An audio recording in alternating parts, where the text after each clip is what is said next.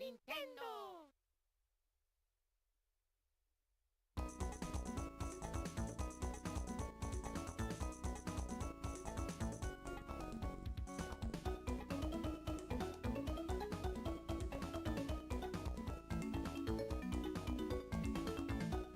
Yo, what is up, my cherry boys?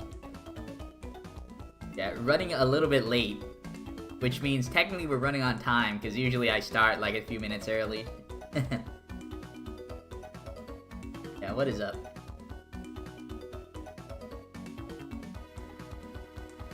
Just too busy watching memes on YouTube to start on time.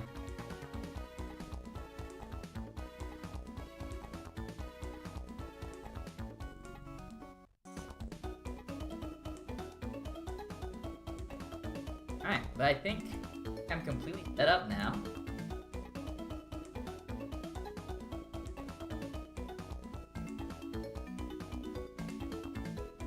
Yeah, true. Yeah, I'm like literally in your bathroom right now, like watching you from afar.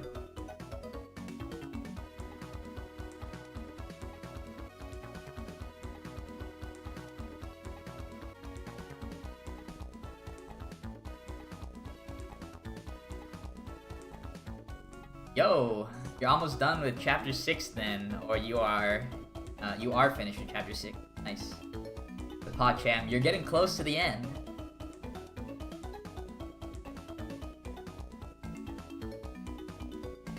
Real question is, there's some really crazy YouTube drama going on right now.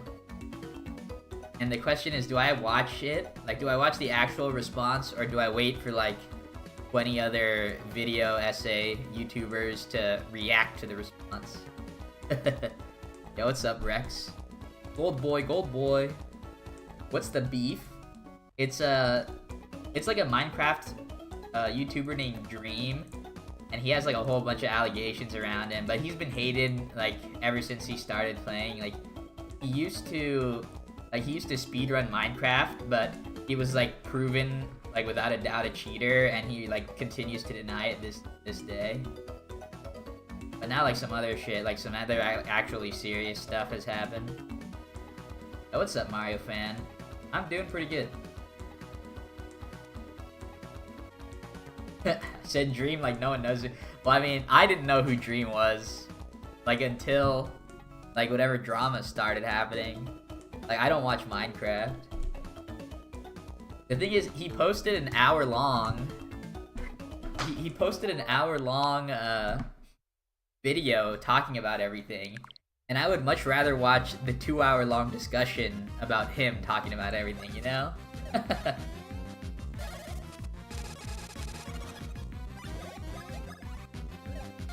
You have your own side story called Max's 1,000-Year Door.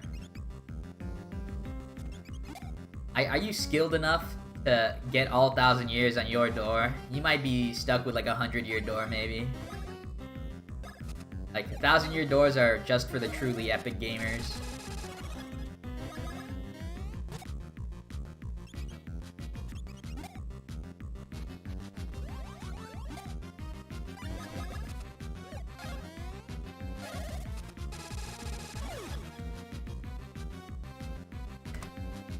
Yeah, the 1,000-Year Door speedrun is pretty short. It's almost 2 hours even. They are able to skip a lot of stuff, but a lot of the glitches are really difficult.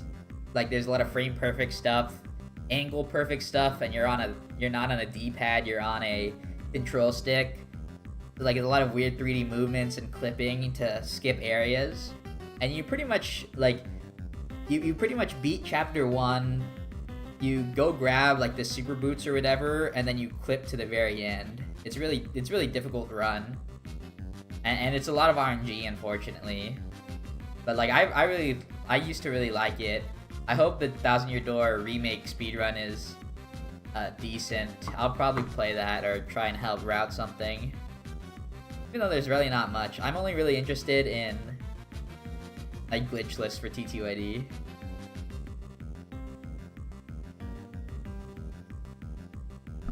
Yo, Meme Hawk. That sounds like a good way to lose money. Imagine a door like lasting 50 years. And then like, it's over. But I guess, if you think about it, I don't know when's the last time my door has ever broken. Like, I've ever gotten a new door. Like, I've lived in this house for like however many years. Like, why would I ever change the door, you know?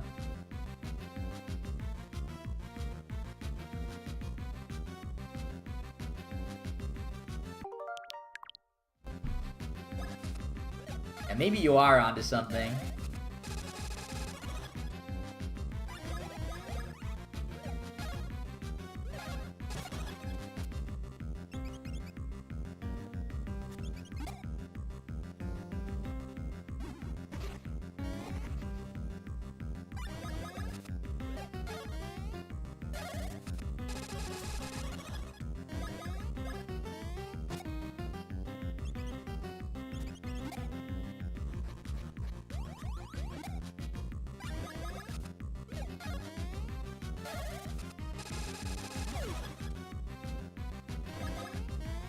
Your biggest threat would be Nintendo Ninjas, which are like known for knocking doors down when they come with your cease and desist.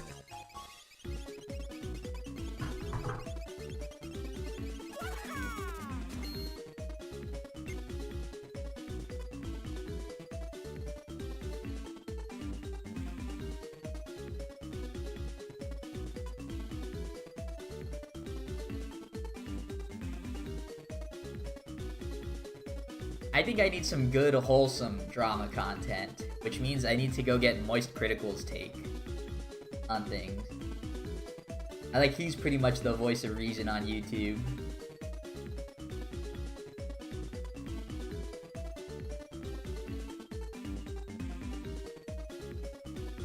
And he also does stuff. Oh my god, this one's age restricted? That's crazy. BRB, alright, Mario fan.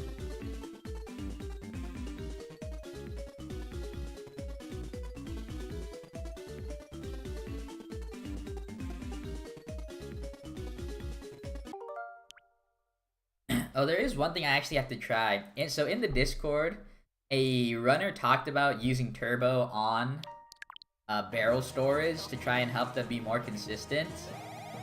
And we were discussing on how we want to do that ruling, because like turbo is supposed to really help with just like mashing, but if you're using it as a in practice it would essentially be a macro, like if you're using turbo to time 2 button presses. But I don't, to my knowledge, it doesn't even work, so I'm not sure what the runner was thinking, but he said it helps him be more consistent, so I don't know.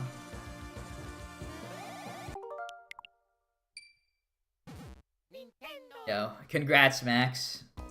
You got that sweet, juicy, 2 or 2.5 or to 3 weeks of, uninterrupted gaming time. This is definitely a PogChamp. So, normally barrel storage, this is the barrel storage, the thing that I practice all the time, and then I, it's the frame perfect trick, right? And then get it there whenever I get it. So yeah, that's a thing that I time. It's 60 frames per second. It's a 60 FPS game, and it's frame perfect. So you have 1/60th of a second to hit the input. But I don't know...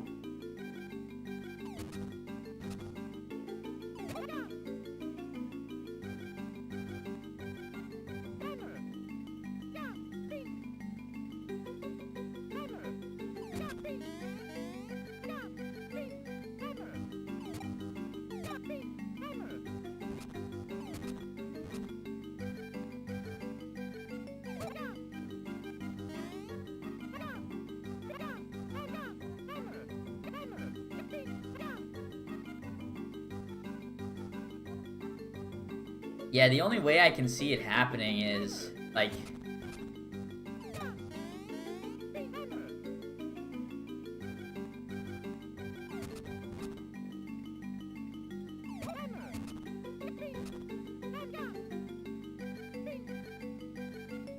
Yeah, I didn't have to hit Luigi like that, feels bad. Yeah, like to my knowledge, like, so the way we do turbo is with 20 FPS.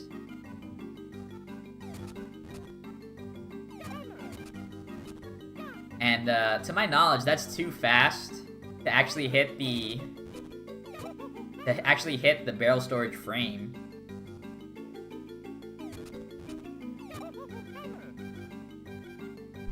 I don't know what the runner is talking about, unfortunately.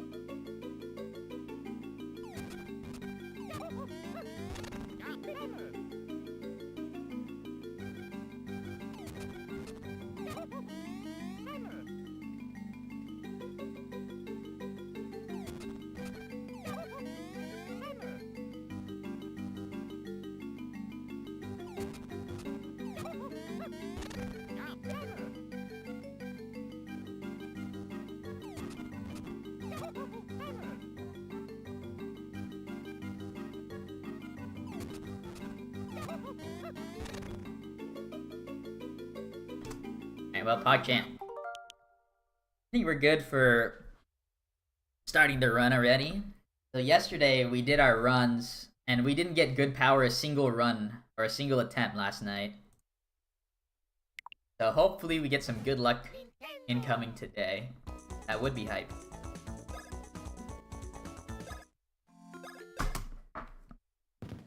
The mystery aspect of Chapter 6 is hype. Yeah, it's cool. I really love Chapter 6, straight up just because of the vibes of the chapter. Like, I really would love to, like, go on one of those trains myself, where you have, like, a traveling train where you, like, stay in a room. Like, I would love to do that. And, like, just go, like, be on it for, like, a week.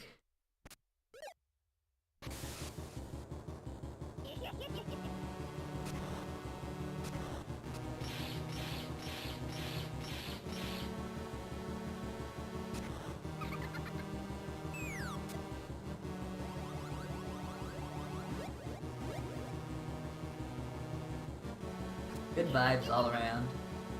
Just like this stream.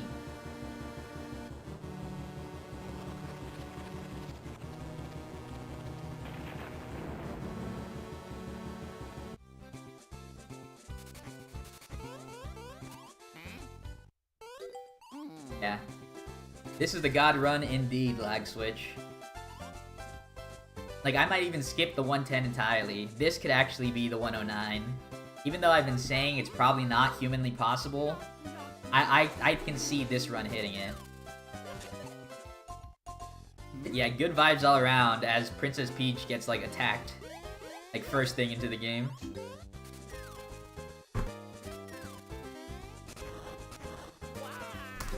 Yeah, done with Chapter 6. Nice, nice.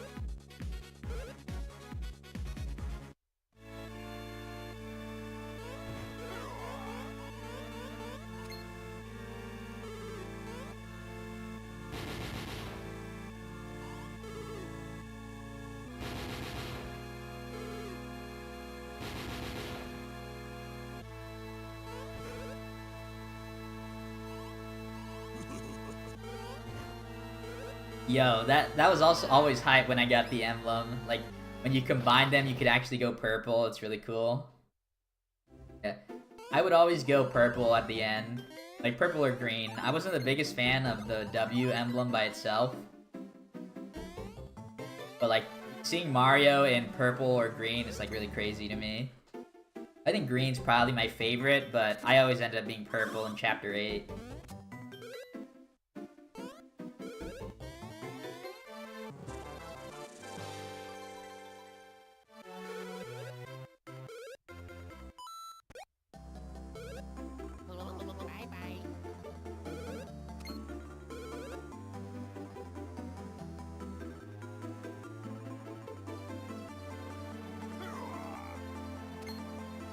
Yeah. We all pretty much do love T2ID in here, Lag Switch. Yeah, Max is playing it for his first playthrough right now. Like we broke him down into finally playing it. Yeah, the yellow kind of seems weird. It's like a light cheese color instead of being like the really bright golden yellow that Wario normally is.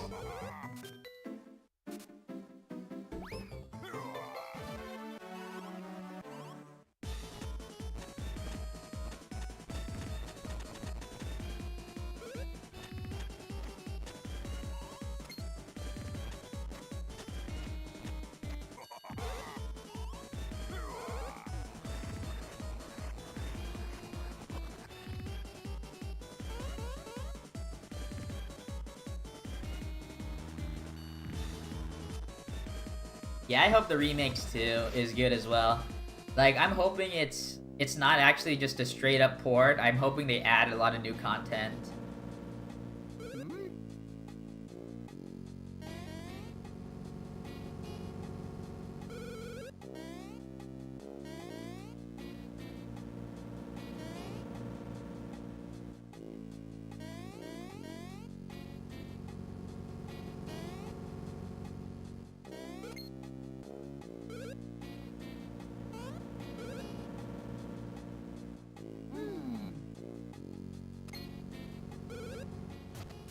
Yeah, my only issue with the Superstar Saga remake is that it's not on home console.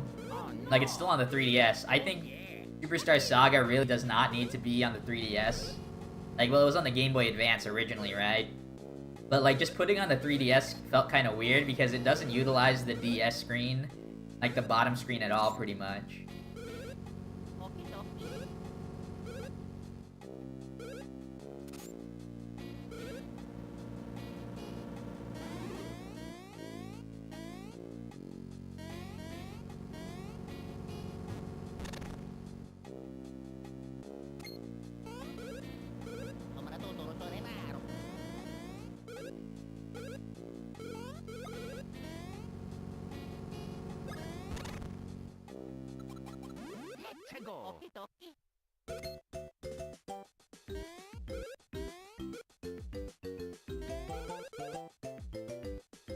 Oh yeah, there was like some random like new stuff, but we don't know like what that actually means. Like there was a purple toad or whatever in Blitzville.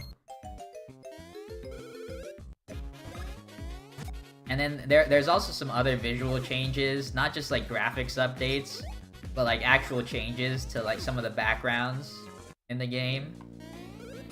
But like in terms of gameplay, like everything is just speculation at this point. They haven't even dropped the second trailer yet.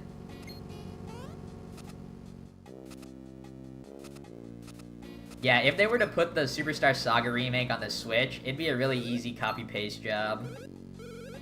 Like, the bottom screen, I don't think is like a... I don't think they use the bottom screen for pretty much anything. Yeah, Paper Luigi Story Mode, a lot of people are thinking about that. So it'd be Luigi and the Marvelous Compass. That would be really hype.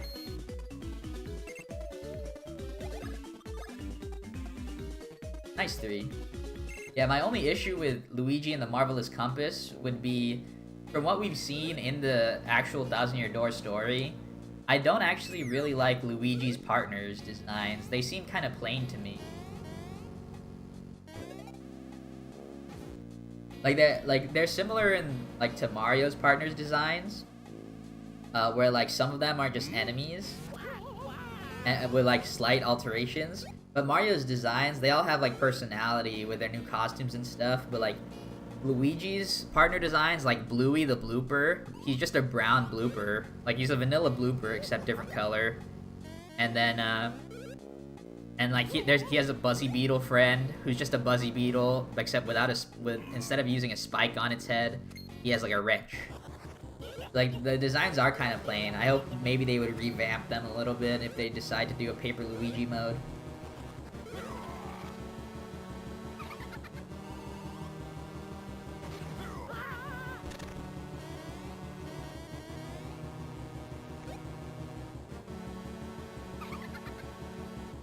Yeah, Tech is hype. I'm a big Tech fan. Like, Tech is the true alpha male, and all red pillars, I think that's what they're called, other red pillars should strive to be Tech.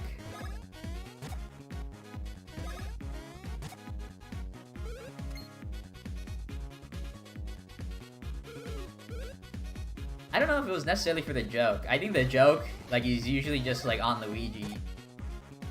But even if it's for, like, just as a joke, like, to have him, like, have, like, not, like, kind of plain-looking partners or whatever, just have, like, a normal adventure. I don't think that makes for a good game, like, if everything's kind of boring. So I do hope they would change the designs up a little bit.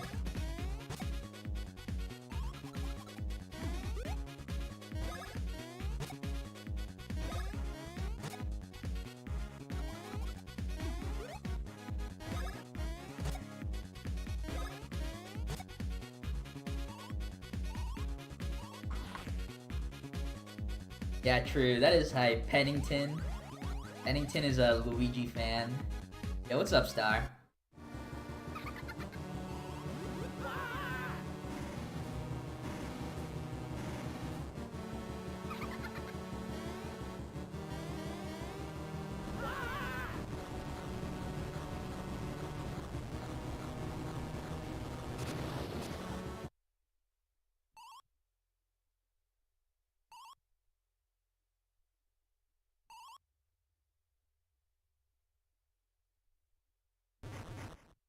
The cherry bob-omb was cool. Jerry. Yeah, I should make I should make a Jerry emote for all my cherry boys in here.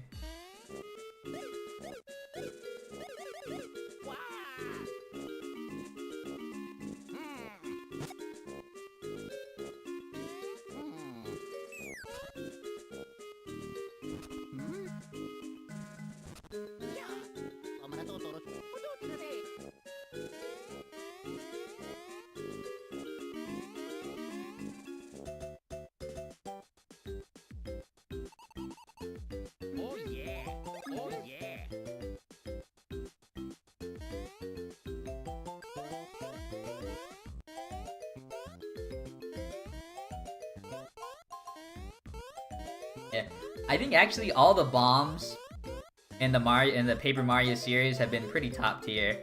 Like the only one that's not like as cool is Bomb Betty. But like Bobbery is epic. Even the Bomb Pixel, I forgot what his name was. I think his name's Boomer. He's pretty cool. But then you have Jerry the Bob-omb, and then you also have Bobby. If you've ever played Origami King, you definitely think Bobby is like the best partner in that game.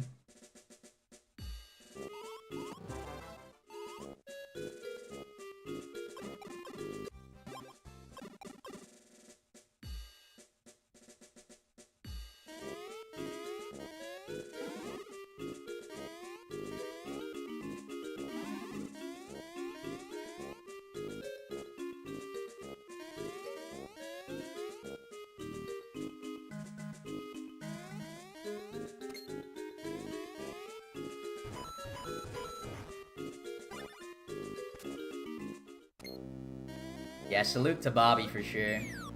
Yeah, I think in terms of ranking, I think green, like L emblem is number 1, then WL emblem, then Vanilla Mario, then Yellow Mario, the W emblem. Like, I wouldn't necessarily say the W emblem solo is bad, but I definitely like the other colors more.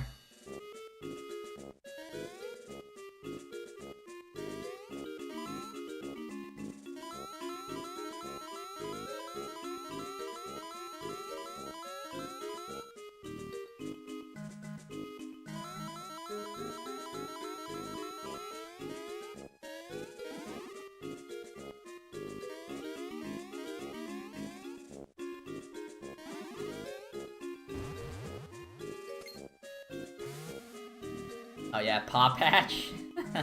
Is that just one of the sailors in T2AD? That's what I'm assuming, because you're talking about eye patches.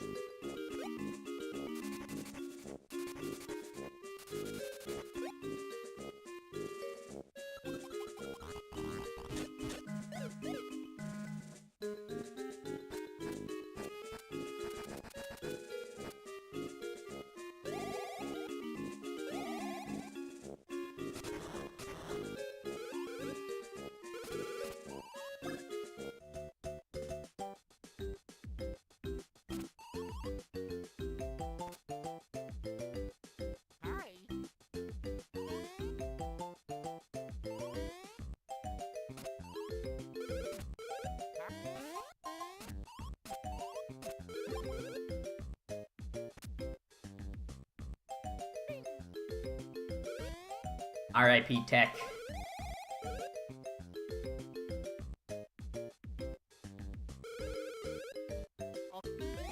Tech is, Paper Mario community's favorite simp. But if being Tech means being a simp, then sign me up. Fucking hell. I got a little bit of snapback, so I had to retry the trick. That's a little bit annoying.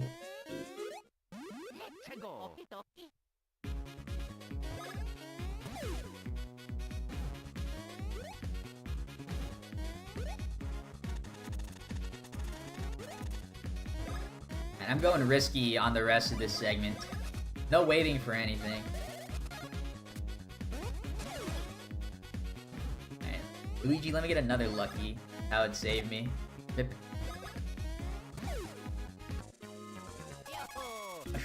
Yeah, Tech will go down as an alpha for sure. Like, he's evolved past simp levels. Alright. I went risky and immediately failed the coin, so it was run over.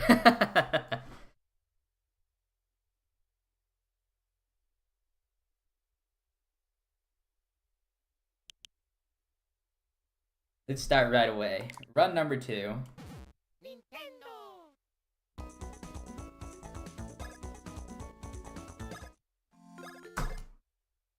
You know, I had a computer at the time when floppy disk were still like available, but I don't think I've ever seen I don't think I've ever seen anybody use a floppy disk. The only times I've seen floppy disks like are in like video games, like as like a retro reference or like a really old PlayStation game. Like the Digimon games, they're so like they make so many references to the internet back in the day, like in the 90s. Like a lot of your items are actually just floppy disks. Like the healing HP recovery is a floppy disk, and so is the MP recovery. Yeah, surely I got this. All I need to do is press A in the right timing. Not a big deal, right?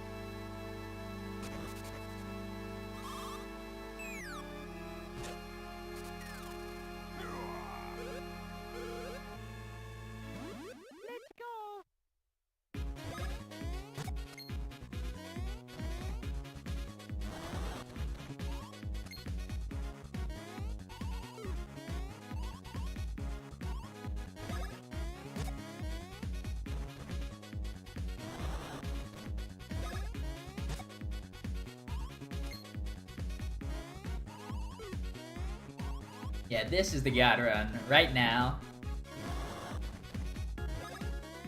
Like the run that started at 10:44 p.m. Like it was destined to always get world record. 10:44 p.m. on December 19, 2023.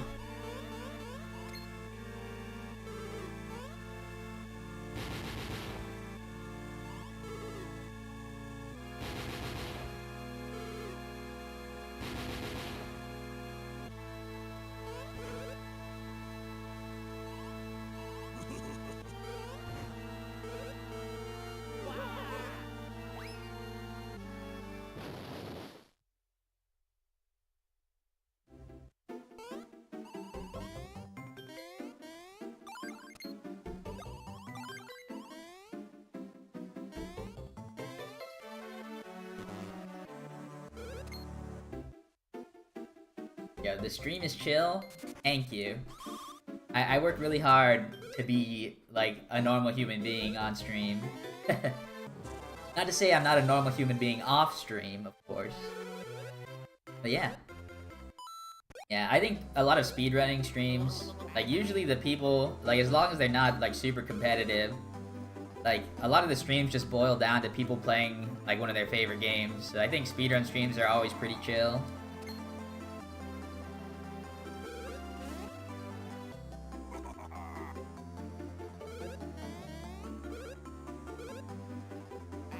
Like maybe if you're like the only games that like, or the only game I can think of that's probably like a pretty intense stream to watch is like consistently is probably Mario 64, because like those guys that like the Mario 64 speedrun community gets hype over all that, and those guys are like trying to do such crazy things to get the times.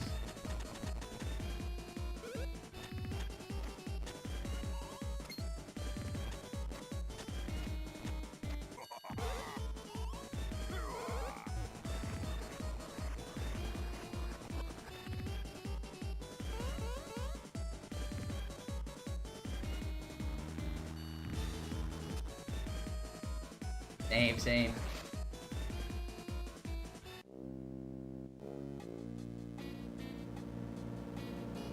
Yeah, but that's one of the things that really, when it comes to streaming, really makes me like RPG speedruns in general, is that usually RPG speedruns, they're not like too intense in terms of like execution, and like they're not very high input usually. There are a lot of decision making and a lot of routing.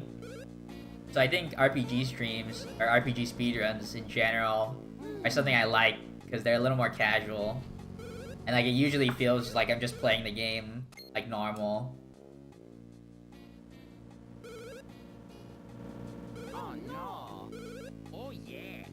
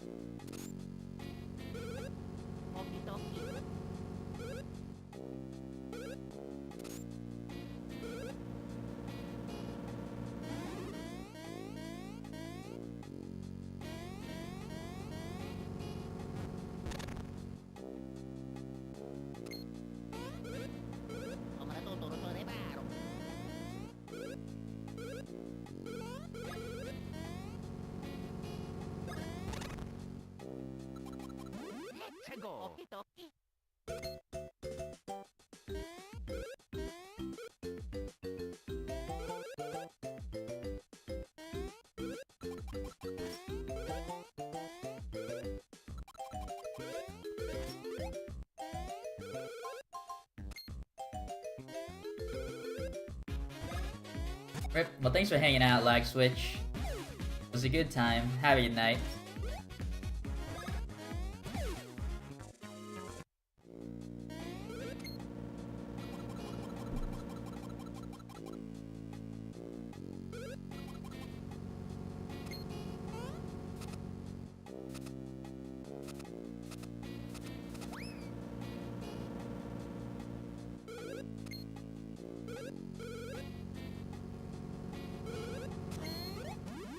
Go!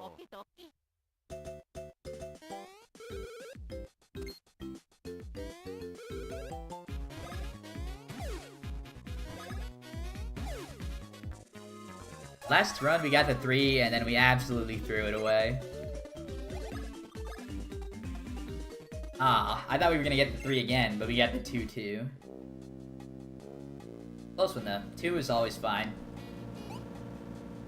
Just means I'm on the hunt for another.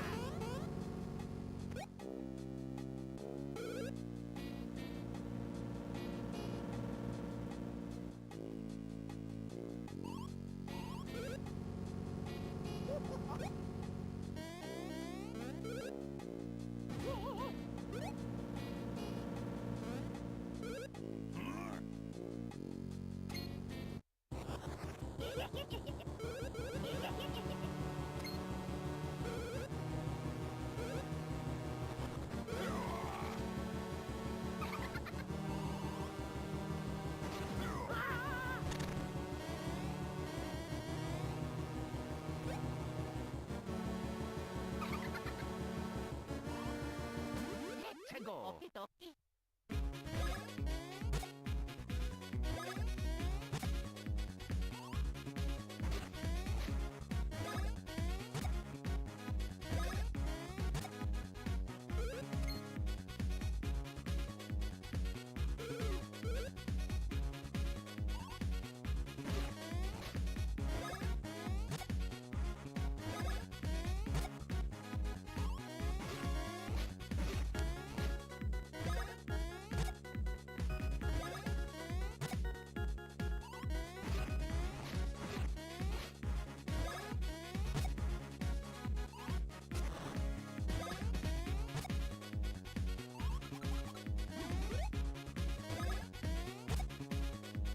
The T2 ID is amazing. I agree, Max.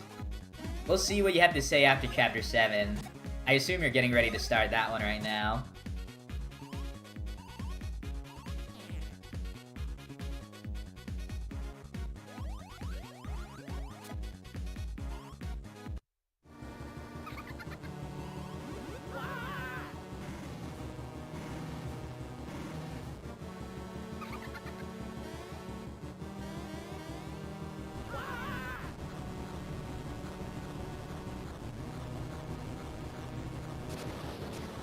Heading to the door now.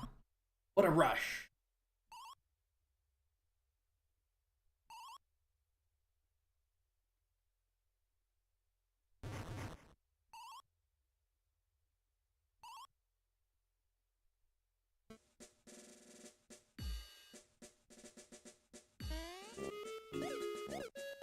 Yo, what's up, Jesus?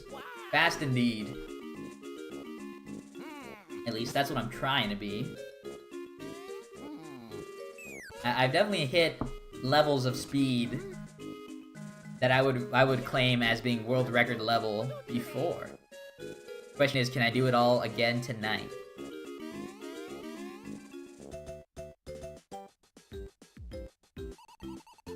Oh yeah. Oh yeah. Yes, it does need to be fast. I won't accept anything other than fast.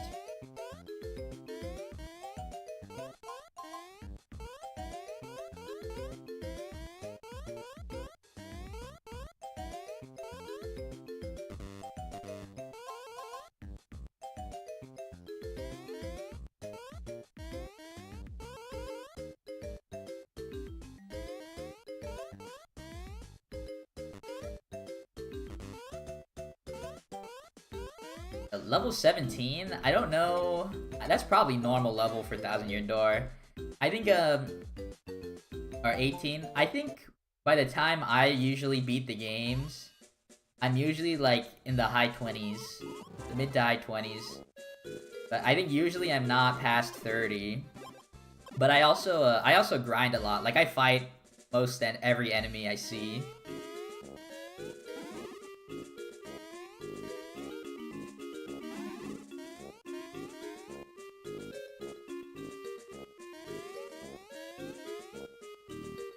Yo, you know this game? Nice. It's actually my favorite Mario and Luigi game. Yo, what's up, Zombo? Thank you for the good luck.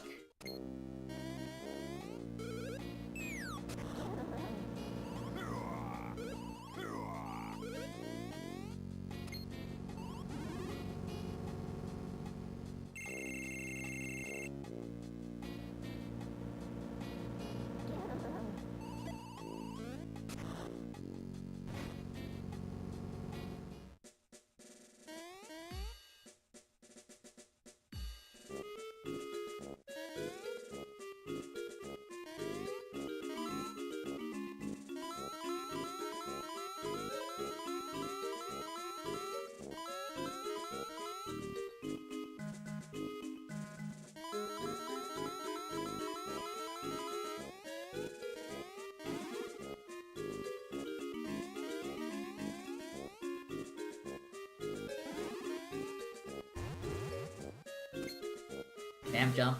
You actually cannot spam jump on the multi-coin blocks. There's only 10 coins you can get max from them, and if you spam jump, you won't get all of them. You have to do a timing for it.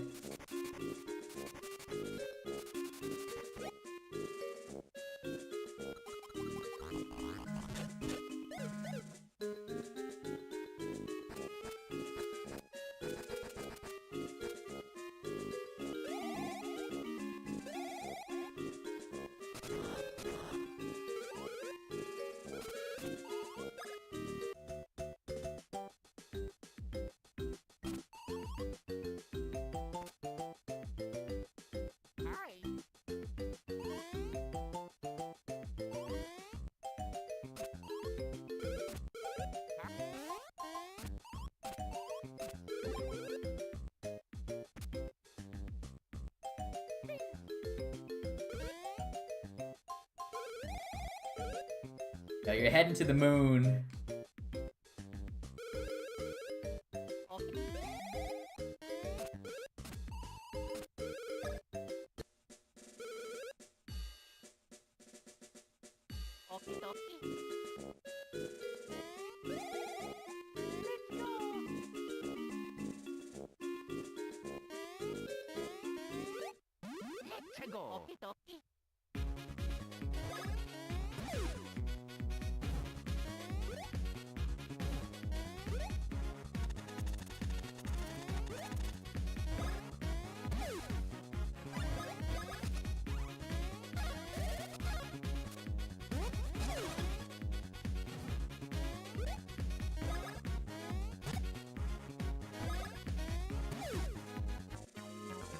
Dang, no mushroom drop?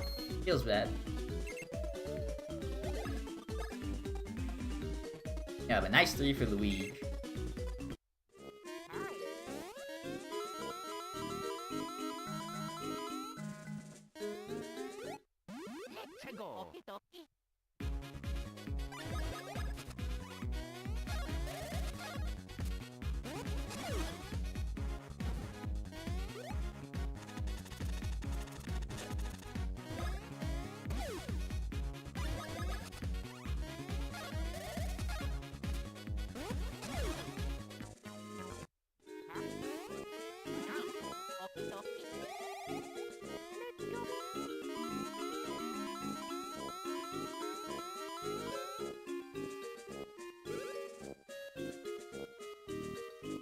Alright, well, we successfully beat our last run by getting through that room.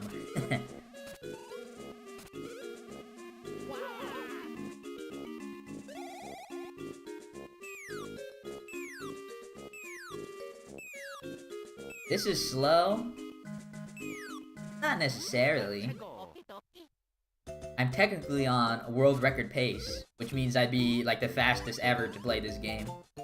I don't think I would call it slow.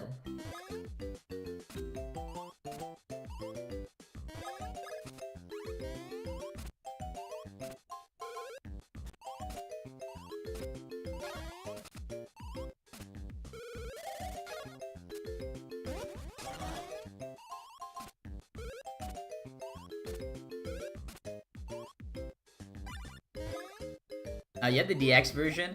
Well, the original game is actually faster than the DX version. Like, the animations, the only thing different is that the DX version has the fast-forward cutscenes. But in terms of speedrunning, the original is faster.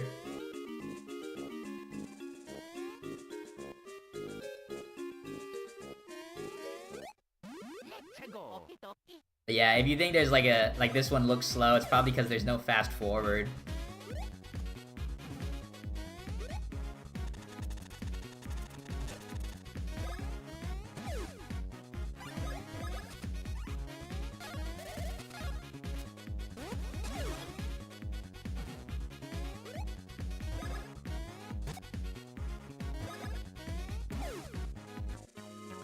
Yeah, nice one mushroom. We're back in the game. Oh, wow, that's unlucky. 3 ones in a row. I thought we were getting it. Yeah, I thought we were gonna get good power right there. We would have been good for the rest of the run.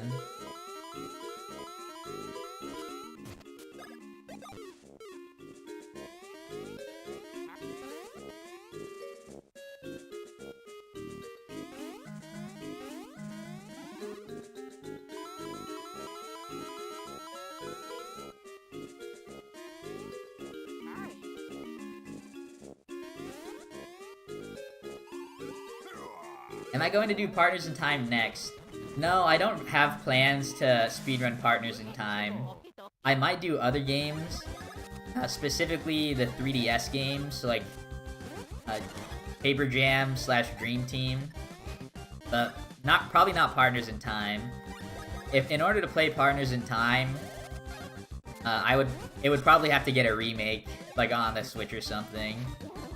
I'm not a big fan of playing Partners in Time on the DS screen. Like, it's uncomfortable for my hands, especially with how difficult the run is and how many inputs there are. Yeah, Meme Hawk is possibly funding my Bowser's Inside Story speedrun. Because I said I don't want to speedrun it, but I will for $90.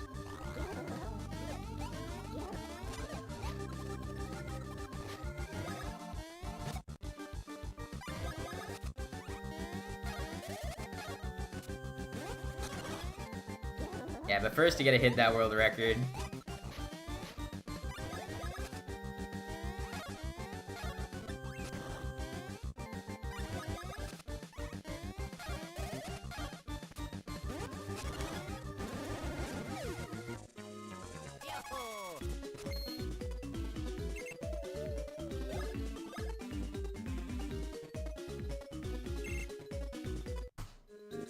Yo, Alta Biscuit. Thank you for the raid. I saw you doing randomizer. Hope that one was fun. Thank you for the good luck. Like, were you able to complete it? I don't actually know what the current state of the randomizer is. No swag. Yo, in Bowser's Castle for half the stream, nice. Yo, what's up, Nintendo Sarah?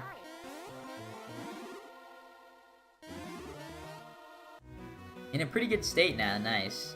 I don't know when the last time, or I don't know what update or / version I played last, but I think what really like made it not fun for me was just like the settings in general. I had a hard time. I had a hard time finding good settings I liked. Like, I tried playing where all the bean positions were items too, and that was like a real pain. There were just too many checks. But if you think it's pretty good, I might end up playing it again at some point.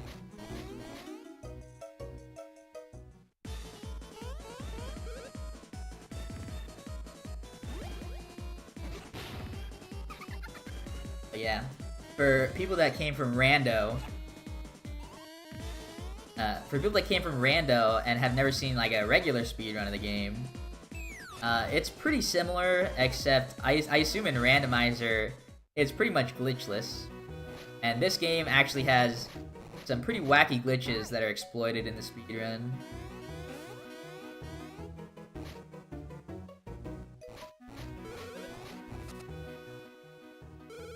Pretty good for Archipelago async, I'd say.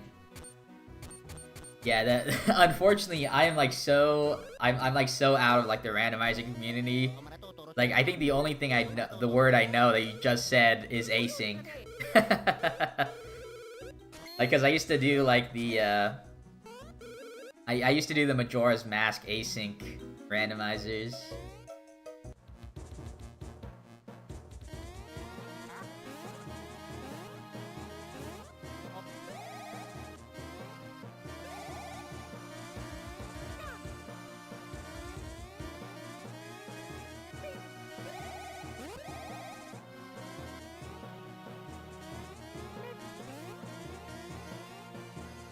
Yeah, Jesus, beans are pretty epic. You actually don't utilize beans in any speedrun other than that was scary. He moves so fast. You don't utilize beans in any speedrun other than glitchless. Like it's too much. It takes too long of a time to get all the beans and get like a useful item from there. Even the greed wallet, it like isn't efficient.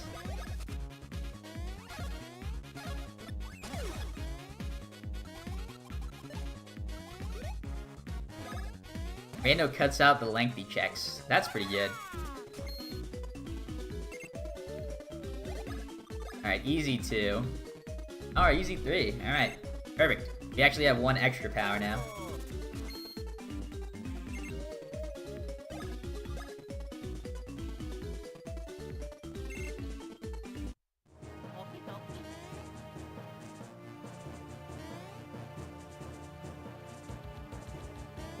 Okay. Having trouble with my stick there. Don't take that out of context. But extra power is good.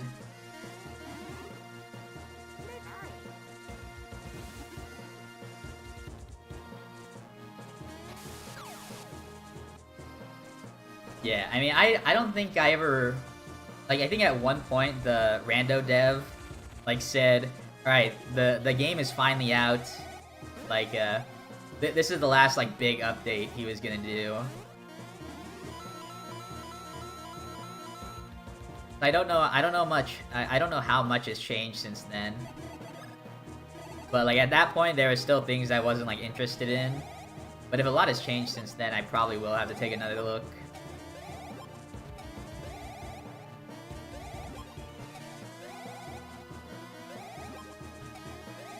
Like, I think there was one time where I was playing for, like, 2 hours, and I just missed a bean spot that I didn't know existed at the time.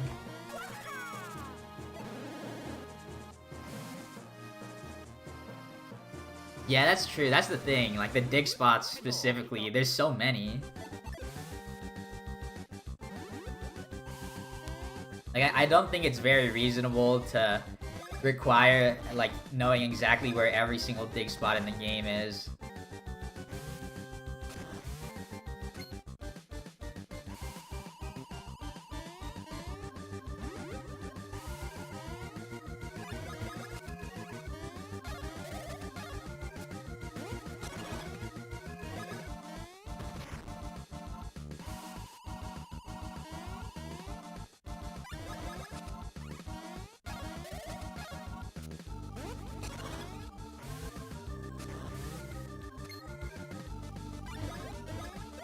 You could remove the visibles, or you can remove the hidden spots and only have the visible spots. That's pretty good, actually.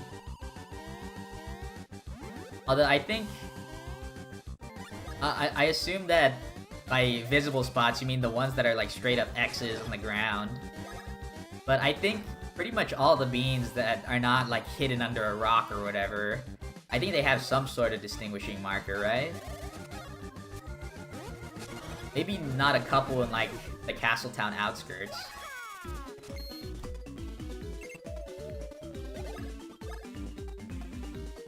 Yep, 2 power. No, wrong split.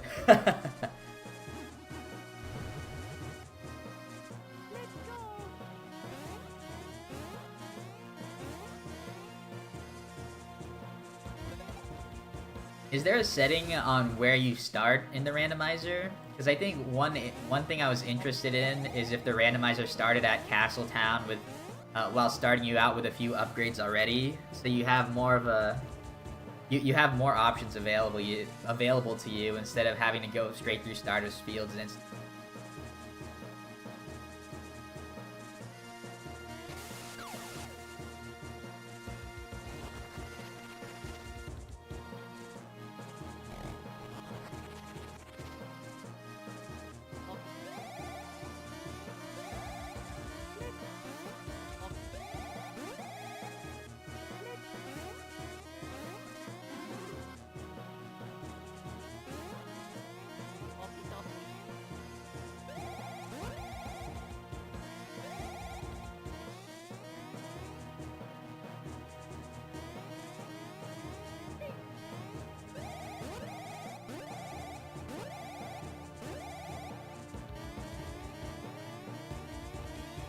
Bro, why? That happened to me twice.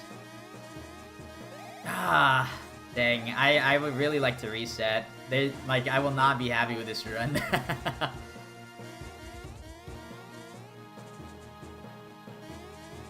The thing is, like, I wouldn't be surprised if I, like, just have a good run from here on out, and then I'm just, like, gonna be stuck with it. Yeah, what is up, Crazy Cat? Anyways, like, I'm currently raging at me not pressing up and pressing A on the same frame. I switched directions, like, probably one frame too late, or one frame early, so I got a short jump instead of a long jump going across the gap. Then I fell down.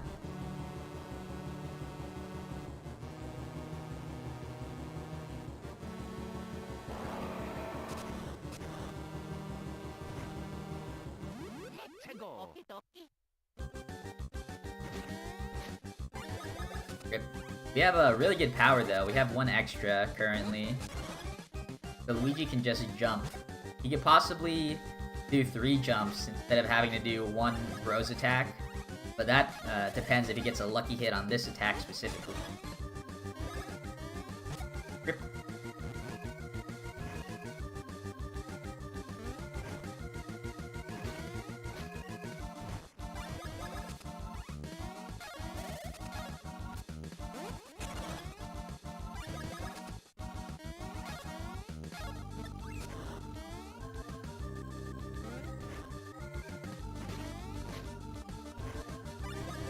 Thank you for the good luck, Crazy Cat.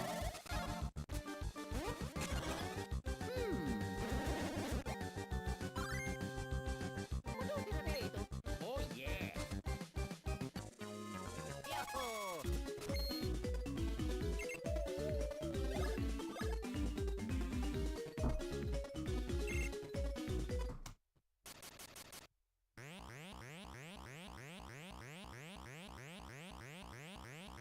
Yeah, that's like getting a sub 10 Dragaho-Ho split is like a pretty normal time to get, but I think with the amount of good luck I had during this segment, like I probably should have gotten like a 1040 something, honestly. Because by having 25 power on Huhuris and then having 28 on Dragaho-Ho, like, I definitely could have saved some time, but that damn fall. Unfortunate indeed.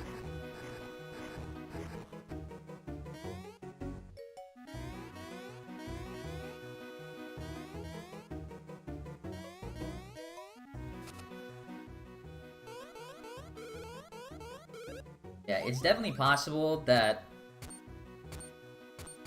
that I could probably go into Cacoletta on like a 10:30 something pace. I'm going to be losing 10 seconds on this segment. The best segment on this split in particular is RNG based. It requires you getting multiple extra mushroom drops during the random encounters I get into. And it requires you to get 4 in total. But since I only have 2, I cannot skip some items. Sheesh. I cannot skip some items that getting 4 usually allows you to do.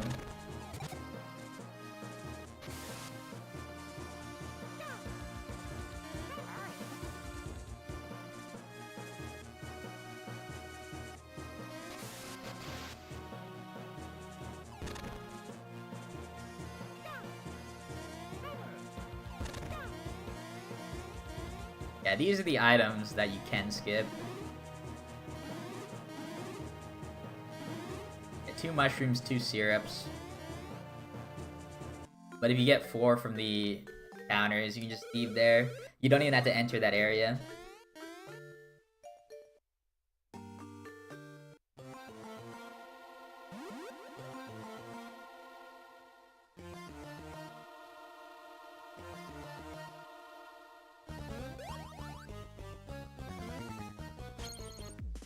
Hearts, hearts, hearts. Party, party, party.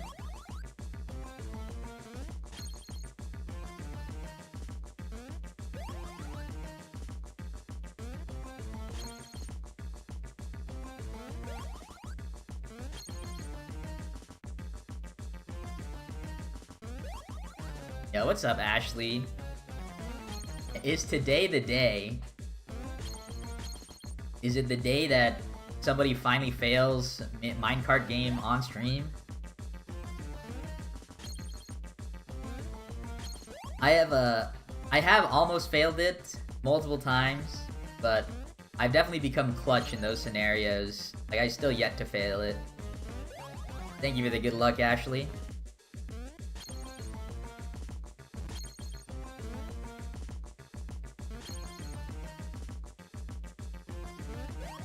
Yeah, that's what everyone says. Still to this day.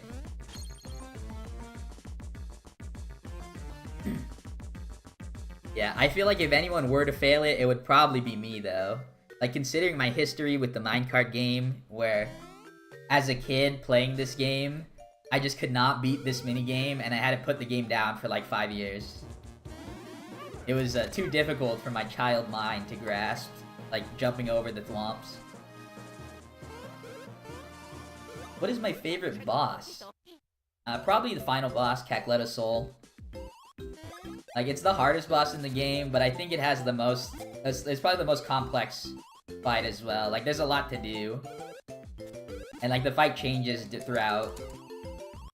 the fight changes throughout the duration of the fight based on Cacletta's different phases. That's pretty cool.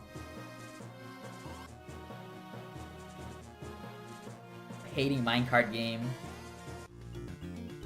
That is a vibe for sure.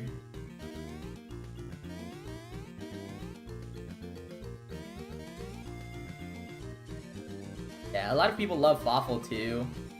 I think both his rookie fights, actually all 3 Popple fights.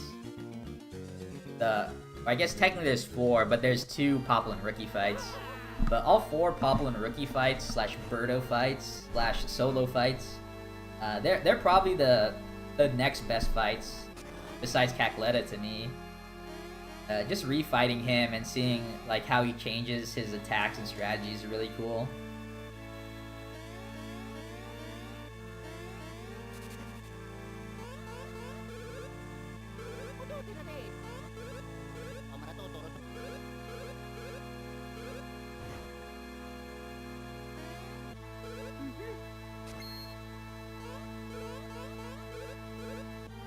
Yeah, you love the soundtrack. Saying the soundtrack is hype is pretty, whatchamacallit, is pretty weird during this song, I think. During like the sad Castletown music. That's like saying, that's like going at a joke's end and being like, oh my god, this music is peak. Do I stream on YouTube or Twitch more? Well, currently I stream on both at the same time. Like, ever since I started streaming again, I've pretty much always streamed on both. Like, this is, I think my YouTube title is day 26 or 25. So I've been streaming, like, I've done like 26 streams or whatever, like currently with both services at the same time. And I really like it, actually. It just means there's like, usually means there's a lot more people to talk to.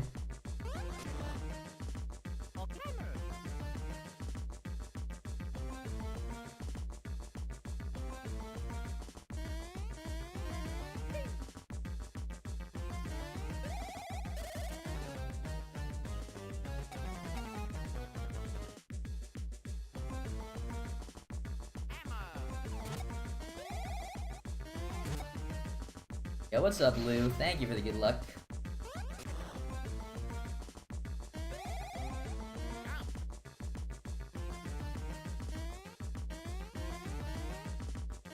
Alright, this, that Superfly that was on the ground right there has forever scared me. Because one time I went up top of the pipe in order to dodge him, and then he homing attacked onto me from really far away, and he hit me. Like, during a good run, and then ever since then, I've been really sad.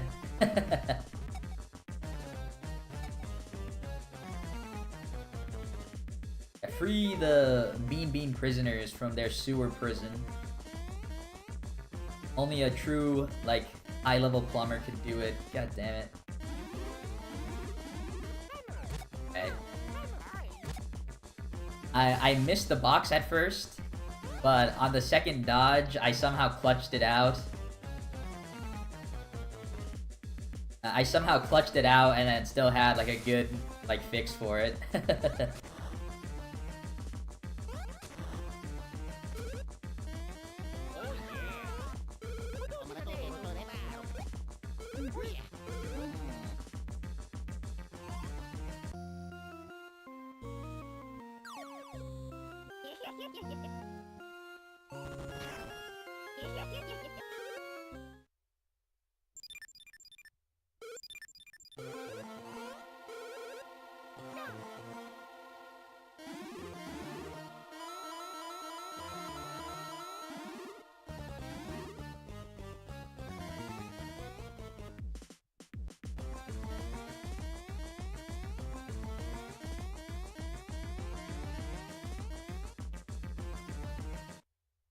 Yeah, amazing security.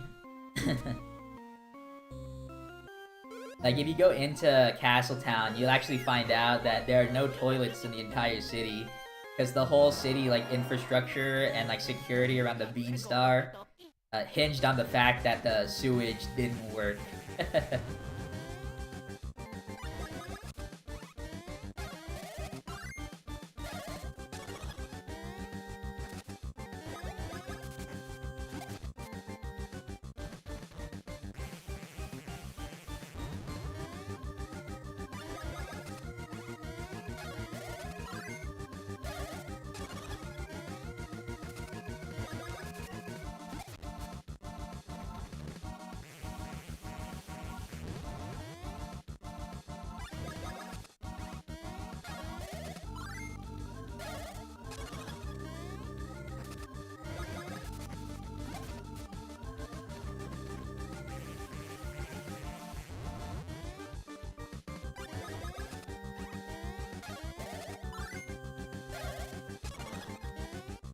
Welcome back, Mario fan.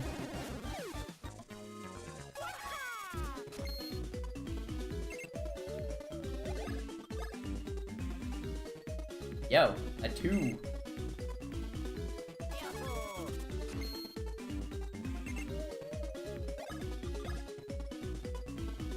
Yo, crazy stash points right now.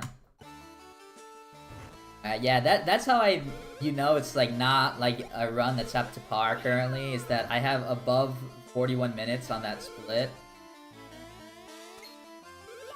Like, that's really, like, even on a run that doesn't have a perfect luck, like, if I'm playing well, like, that should never be above 41 minutes. But, like I said earlier, like, I made that one mistake in the early game, but it's currently not enough to reset over. Yo, about to go make some taquitos. Nice.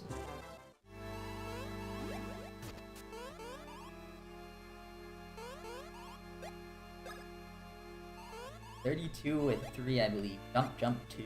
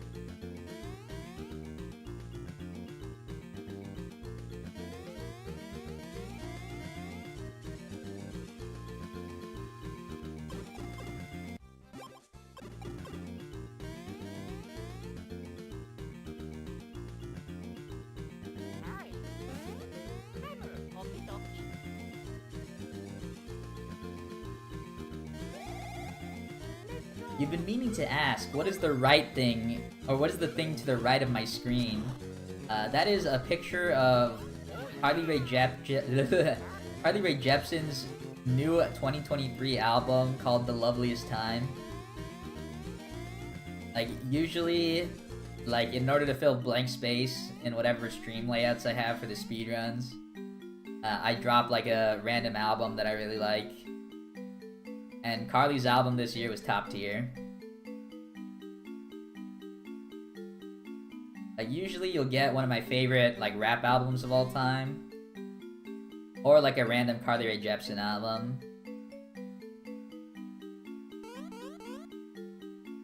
Is that the girl who sang Friday? No, that is Rebecca Black. Carly Rae Jepsen sings Call Me Maybe. Like, that one was like a 2012 like banger that everyone started listening to. Oh, I lost the run. I'll show you why I lost the run. Because I never equipped this. Rip. Carly Rae Jepsen had me preoccupied.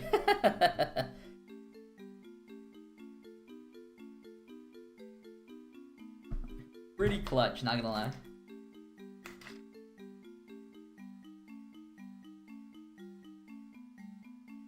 Alrighty.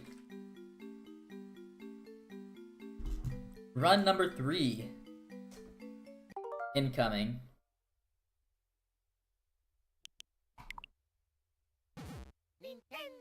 Canadian ruins the run again, true. Ah! I missed my split!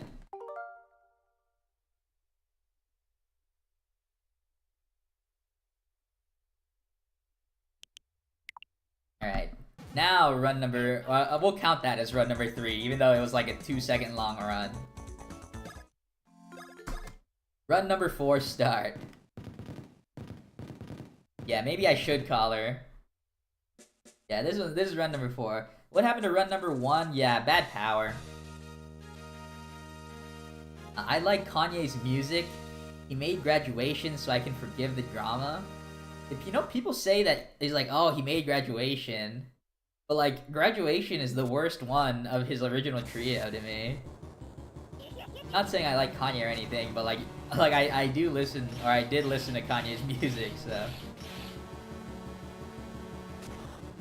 Like, they should, like... I'm also not a big fan of, My Beautiful Dark Twisted Fantasy. Yes, but, people talk like that's, like, one of his best albums, but I think that's, like, in terms of Kanye, he has, like, 2-3 album runs that a lot of people remember him from. Like, the Graduation Trilogy, and then Dark Fantasy, Yeezus, and Life of Pablo. And I think Dark Fantasy is also the worst of the second trilogy.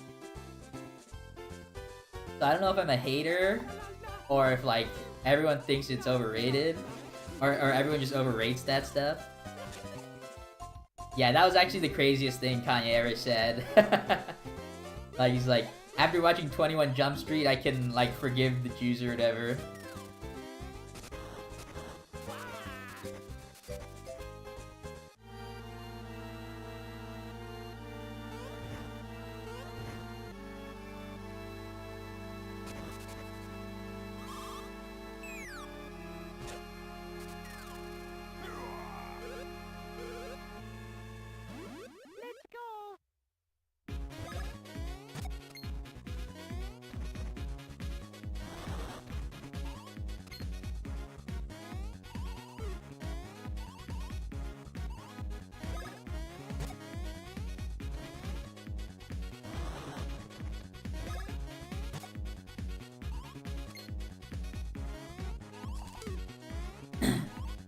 I personally think the Lupe Fiasco verse on Touch the Sky was, like, worse than Kanye's.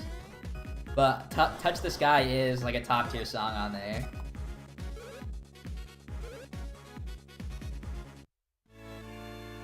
But, in terms of Kanye rankings, I would probably put...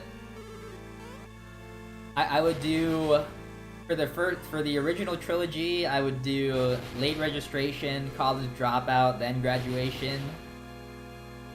And then for the second trilogy, for the 2010s trilogy, I would do Jesus, Life of Pablo, Dark Fantasy. Hey man, unfortunately I'm not a big Lupe Fiasco fan. Yeah, Touch the Sky's godly. Well, the one thing that is...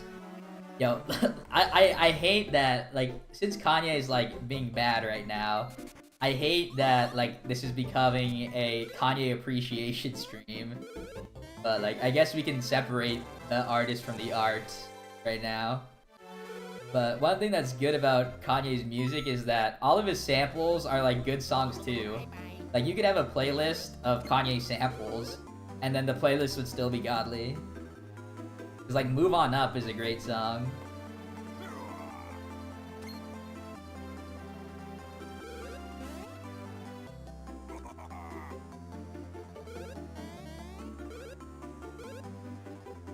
Well, I think it's different for Michael Jackson because like Michael Jackson was before my time.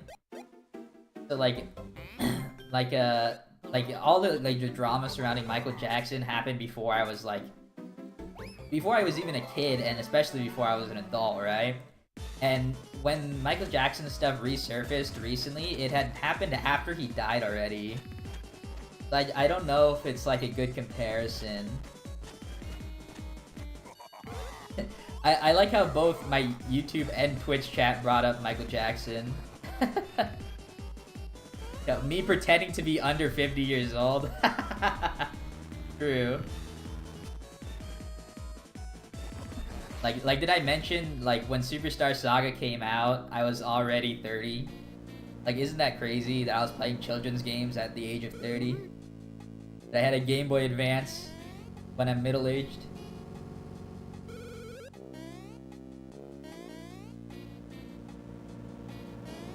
Yeah, me starting up stream, and first thing I say is, "Hey, fellow kids."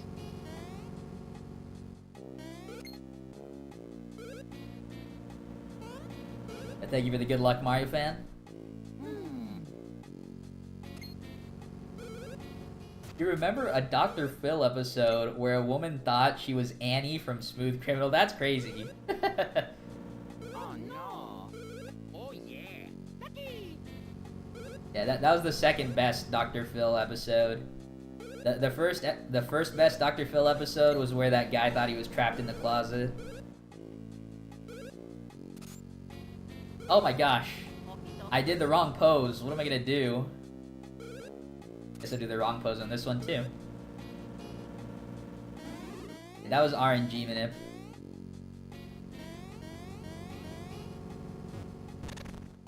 I sound young as hell, true.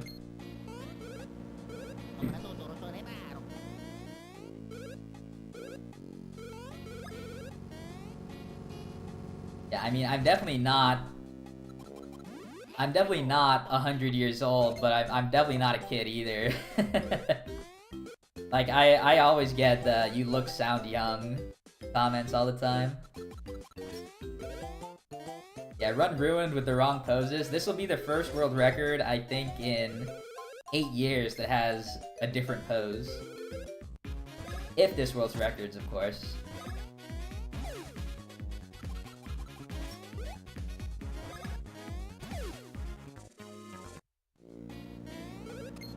You'd say I'm 34. Well, you're off by one number.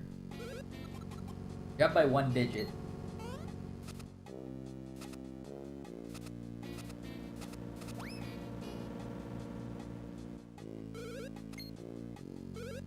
I'm secretly 7 years old.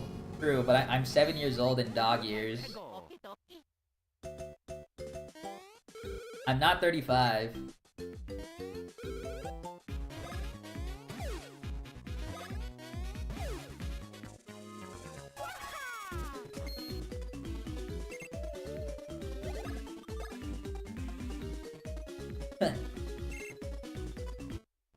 Yeah, AMG, like big braining me. When I said digit, I didn't necessarily mean number.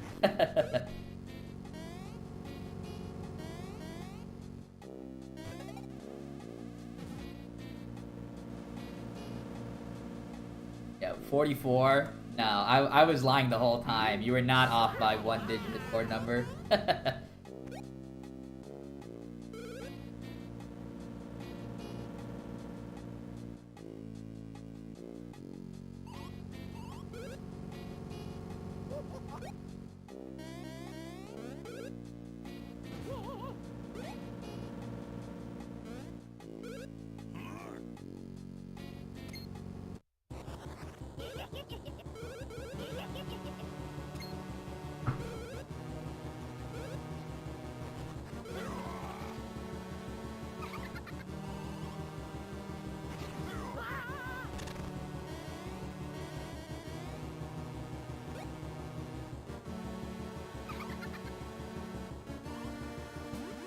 Go.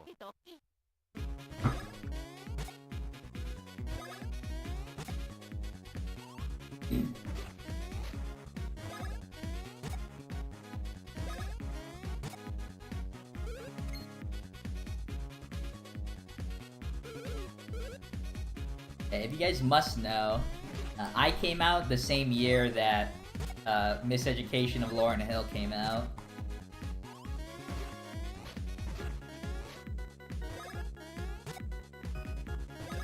Whether you think that's young or old is probably different for a lot of people.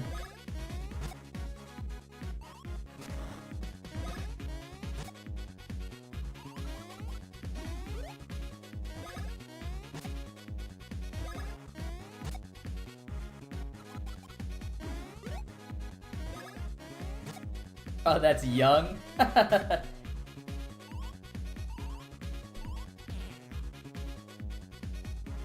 Yeah, Dr. Phil is great. Isn't Dr. Phil, like, not technically a doctor?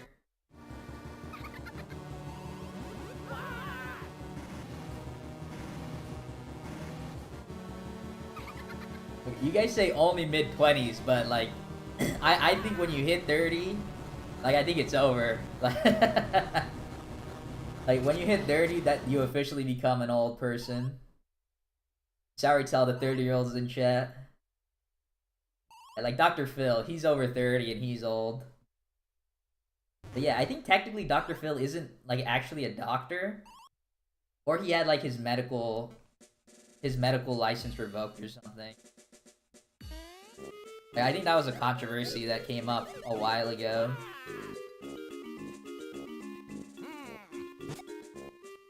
And yeah, you got time, Meme Hawk. You got time before you have to, like, give up on your childhood.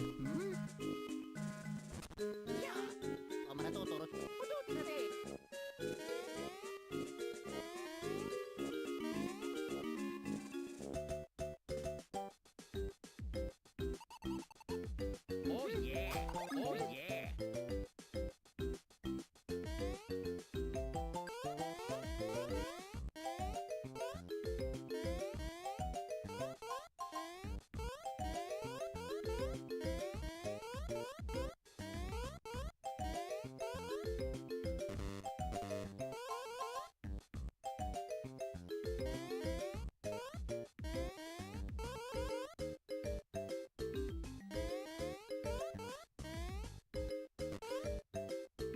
Yeah, but we were talking about music and album rankings and stuff earlier, and I would really love to do like videos on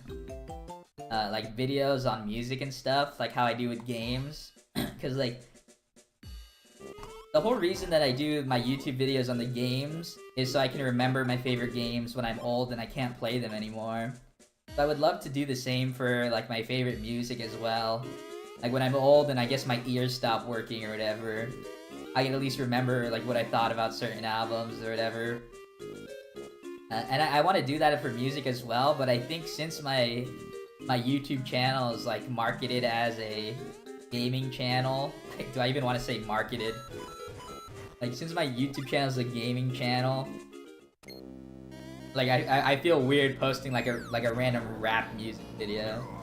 Yeah, what's up, tutors? With the meme Joey face. I don't actually know if that Joey face is like actually like an official screenshot of the anime or if someone memed it themselves. But I've seen it around a lot.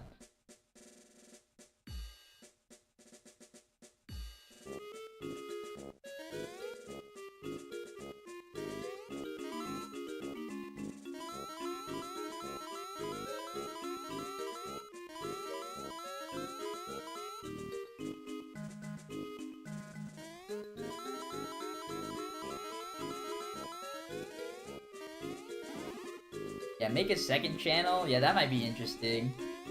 I might keep. My idea is to have the Mermilio channel, which is like Mermilio is my actual gaming tag, and like that would be all my gaming related stuff. And then I might have a Mermy channel.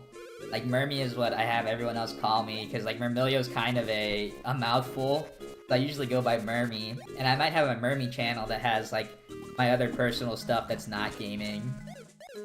Like I might even post like I might even post like pictures and like a video of me in Japan when I go. I think that'd be fun. Dr. Phil has an episode where a woman thinks she's Eminem's daughter because her name is Haley. Yeah, that's actually so epic.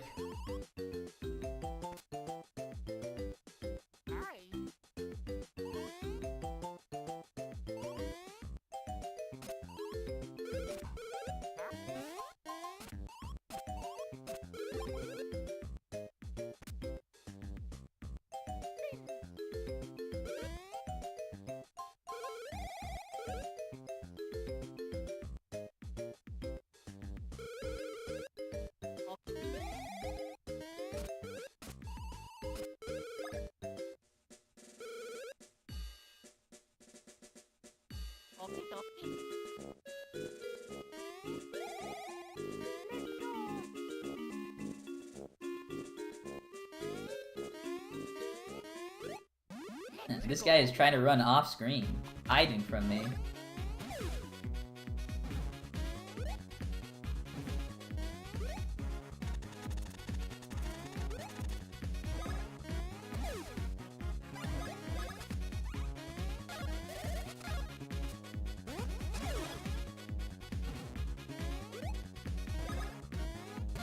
Yo, lucky hit. Alright, this run is clutch.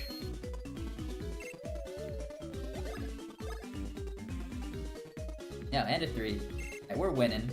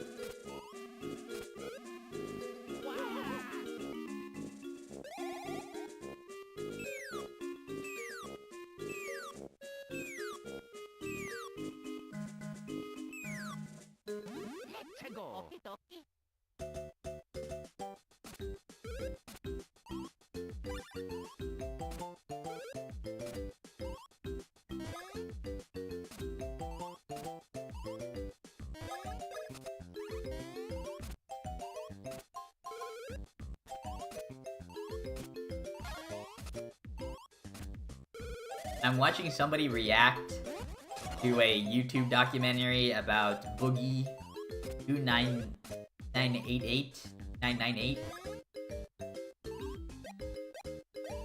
Pretty crazy. That's all I gotta say about the matter, I guess. I think apparently according to this documentary, this Boogie guy just fumbled the bag. Like, I don't know if I could fumble a bag that hard as he did.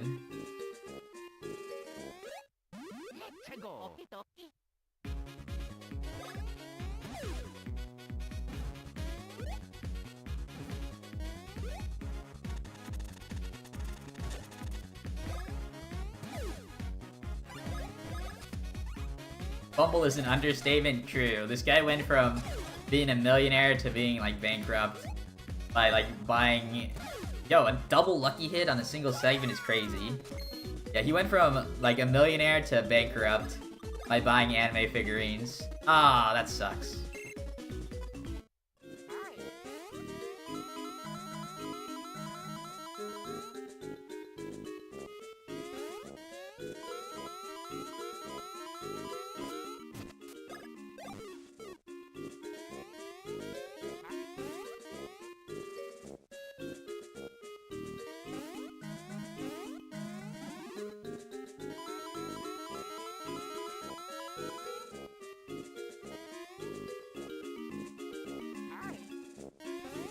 Alright, I think this could be a gold, having double lucky hits. That saves like 6 seconds almost. So I think it just depends on how many text boxes we get here.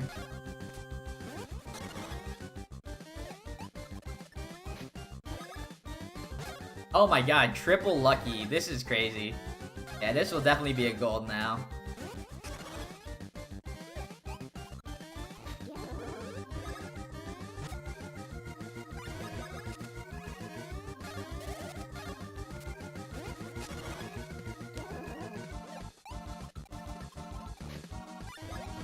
Who buys that much anime stuff? Like, me if I had money. Although, I don't think I would buy anime stuff. I would buy, like, video game stuff, probably. I'm more into games than animes. Yo, blessed run. True, Monkey Man. I do need a 2 or 3 in power still. So until then, I don't know if I could call the run fully blessed. Oh my god, 4 luckies. I've never seen so many luckies, like, in such a short amount of time. But also the 4th one doesn't actually help, unfortunately.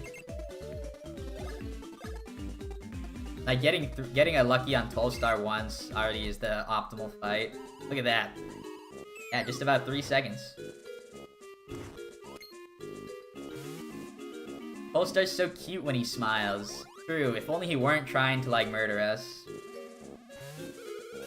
Yo, Doxine, thank you for the good luck. I also believe I can world record. And hopefully I can do it this run. All I'm looking for this run currently is to get some better power rolls. I need 2 2s or 2 3, or 2 2s or 1 3 on either of the next 2 level ups. And then once we get that, we are home free to continue the run to the end. And nice gold indeed.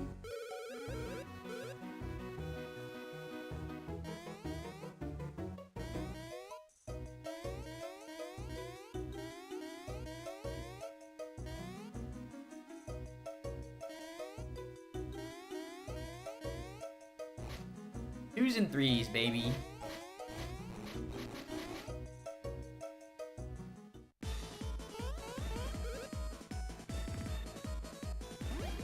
Yeah, we have 4 levels total before the power threshold has to be met.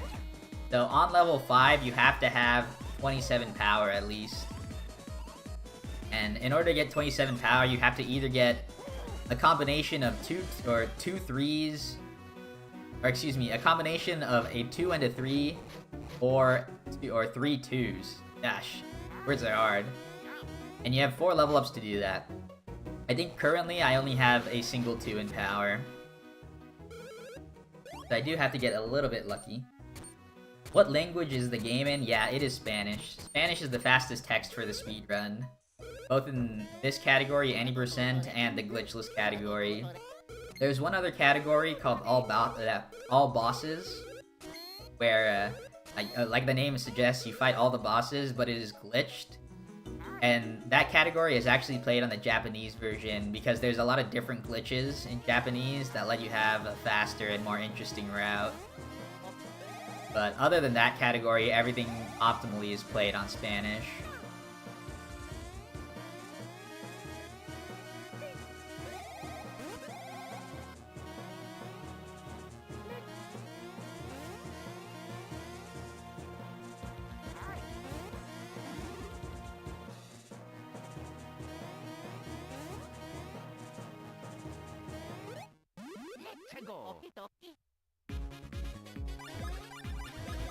Right?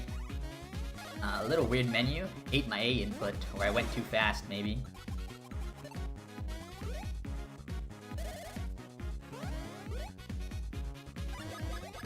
Oh my god.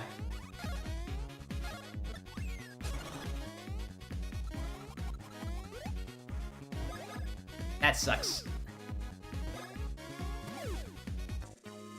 Alright, I just lost a lot of time there, unfortunately. Hopefully I just get a 3. Nope, I got 3 2s in a row. That's a really bad That's a really bad level up wheel. But, so this requires getting a 3 on the next level up, which is pretty rare, but not impossible. But yeah. I unfortunately made a menuing error during that fight with Luigi. Since I got 3 lucky hits during the last segment, Luigi never actually uses a bros attack at all during it, where normally he would, and during that attack, I would normally change the bros attack level to 3. But since I was on level 1, I did less damage, and it's the tutorial attack. The mode, it makes it go a little bit slower. Like I said, do less damage. But I will have to use it again on this fight here, so I'll have to make sure to change it before I attack again.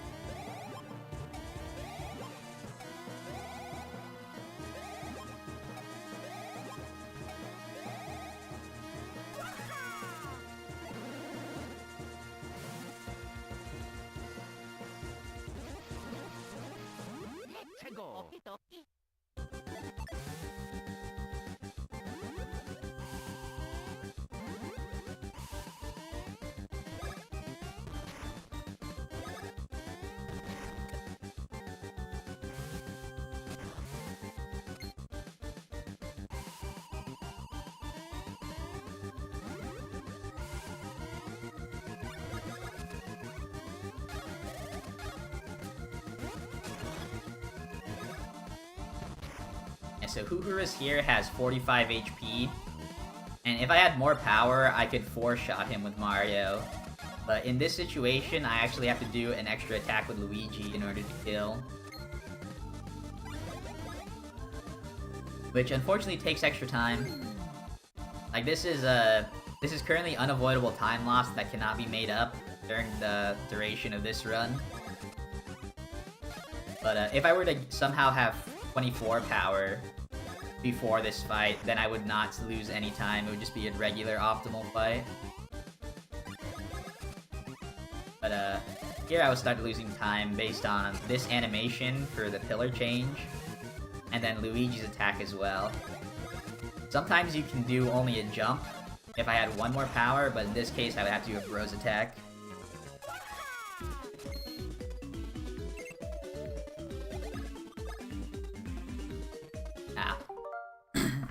All ones again. Rippy, rippy, rippy. After a sick gold, too. Unfortunate. Alright. I'm gonna go grab some water real quick, and then we will start run number 5.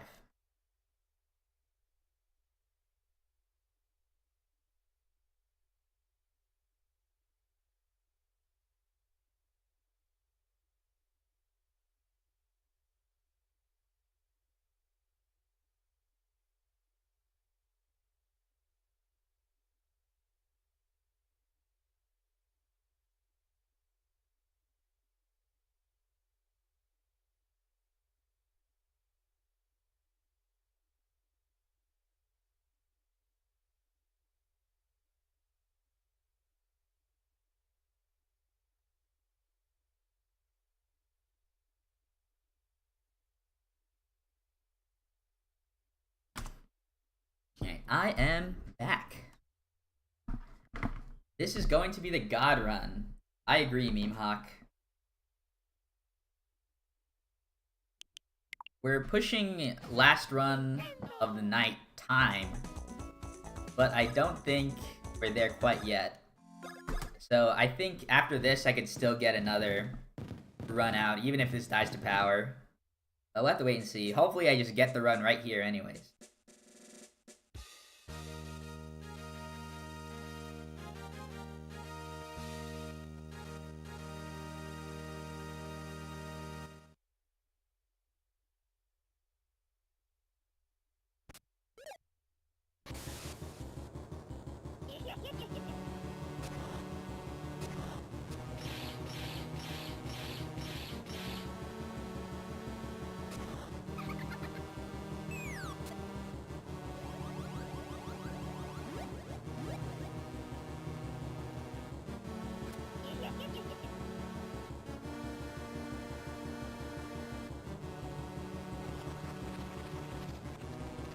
Yo, Mega Seraphimon, thank you for the good luck.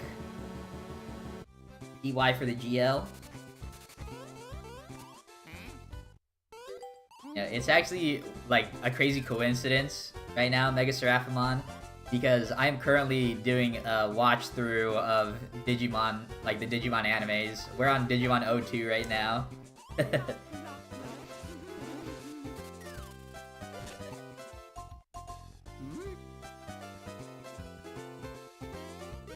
But we're watching in Japanese, the original dub.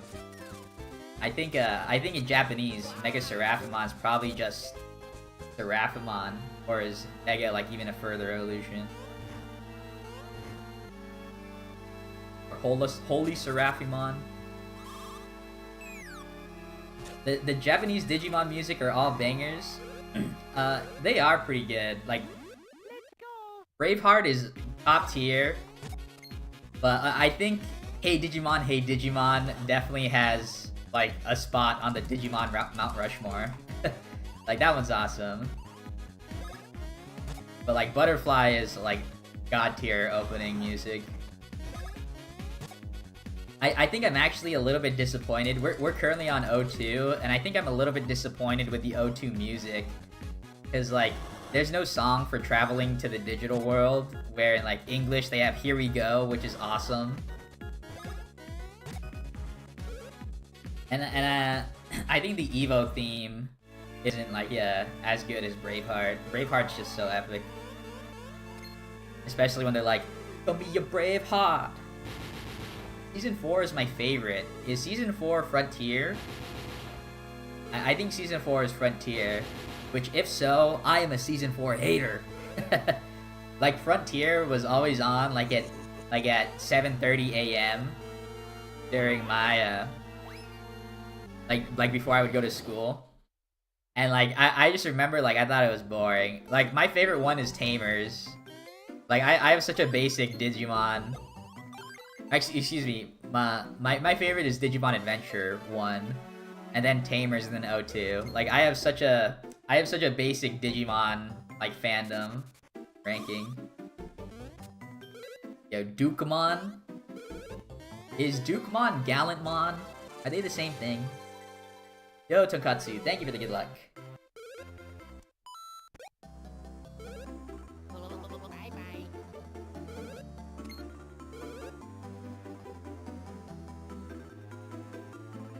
But yeah, like, Tamers is epic, because, like, in my head, this is how we're watching 02 right now, and this is how I describe the two series.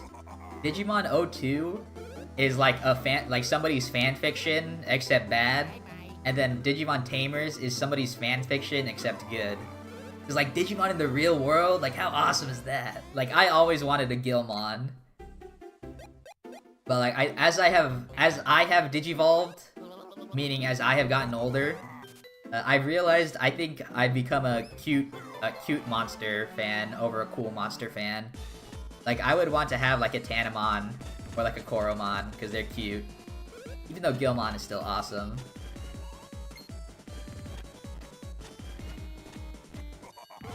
Tamers was alright. No, Tamers was epic. Yeah, I'm excited to get to Tamers.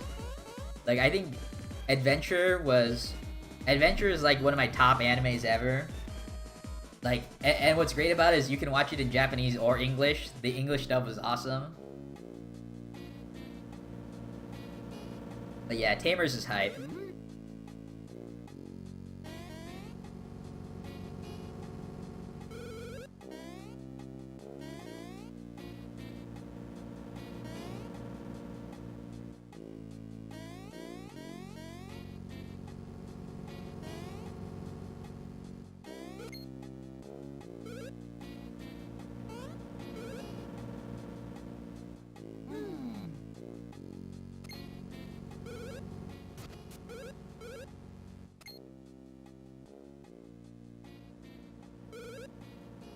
Yeah, Evo is my favorite evolution music.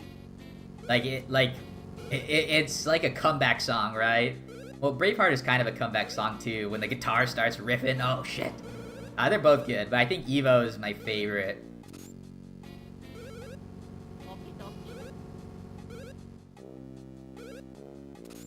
And of course, Biggest Dreamer. Biggest Dreamer is so awesome. Like, it's up there with Butterfly in top tier anime songs.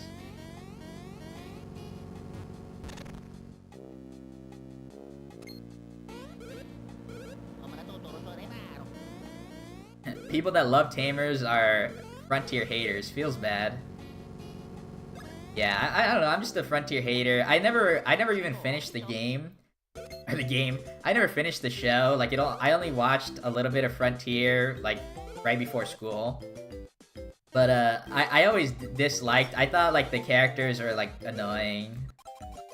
Like, they weren't cool.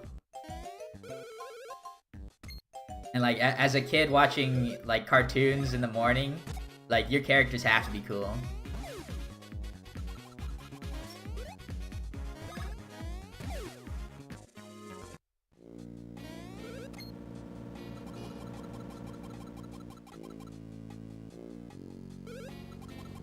Like, I think rewatching stuff, like, I thought the little kid characters, so like TK and Kari, and then, like, currently Cody, or Iori, like, I think they're really annoying because they're, like, so bad.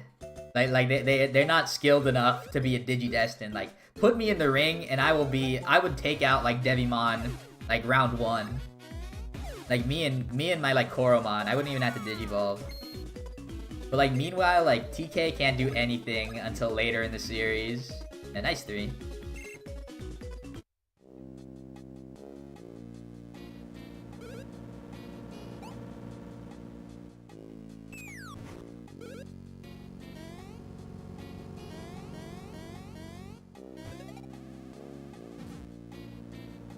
Impossible had some cool characters. I mean, I guess. I'm a Shigo hater. I think Shigo was not cool. I know, like, there's probably, like, a million Shigo fans. But, like, Draken was way cooler than Shigo. Ron Stoppable was pretty hype. Kim herself was also alright.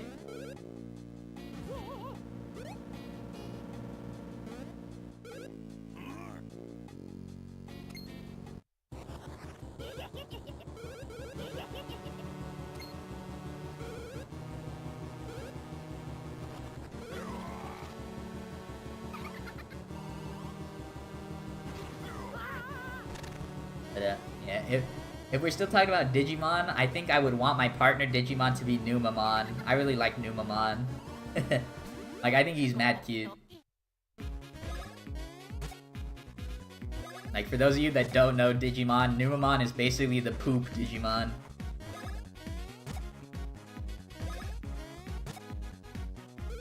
Never seen Kim Possible, more of a Nickelodeon guy. I think both Nick and Disney had their share of good kid shows. But I think Nick was really just, like, for me, the only one that I like, still remember to this day is SpongeBob. Because SpongeBob is probably, like one of the greatest cartoons ever.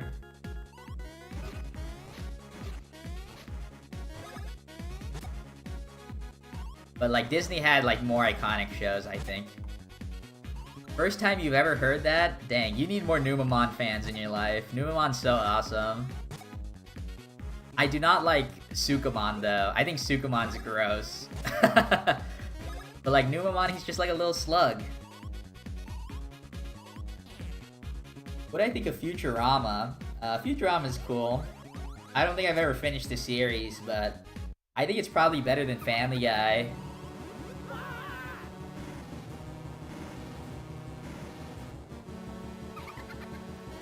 Whoa, whoa, whoa. There's a difference between Tsukomon, like Tsuko, and then Sukamon, Suka. Like, I'm talking about the one that looks like a pile of poop.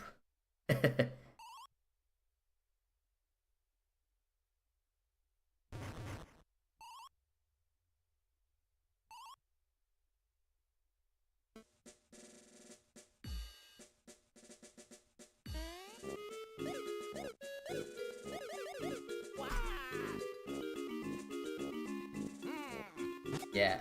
I looked it up, because, like, there's actually no... Like, when I looked up Tsukomon, I saw Tsukaimon. which is like the palette swap for Patamon. And like in the original Digimon video game, which is Digimon World, a top tier game by the way. It's a classic PlayStation 1 game, one of my favorites ever. Oh yeah. Oh yeah. Like you can fight a lot of Digimon that are like palette swaps of the Digimon you can recruit / raise, and Tsukaimon is one of those for Patamon. Yeah.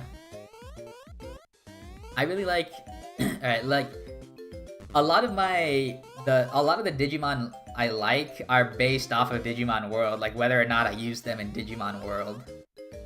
So like if we go in order, I think all the babies are awesome.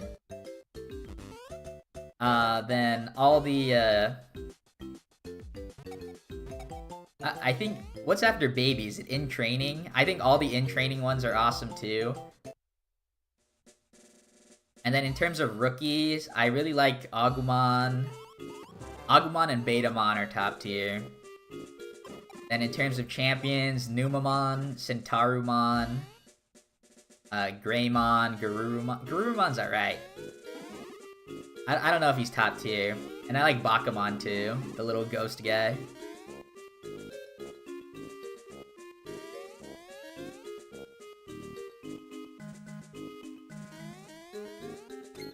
And then suddenly my taste changes, like it goes reverse when I get to ultimate level.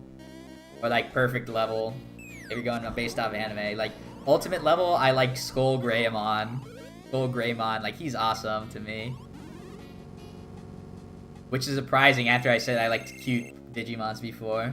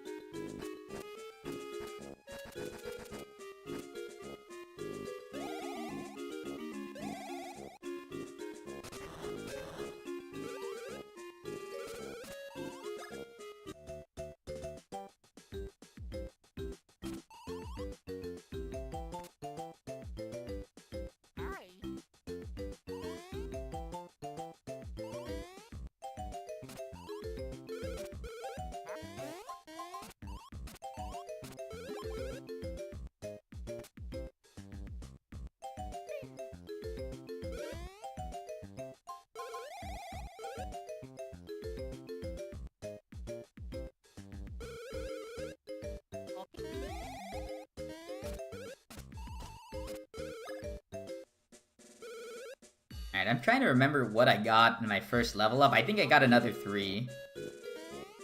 So there's hope for this run, for sure.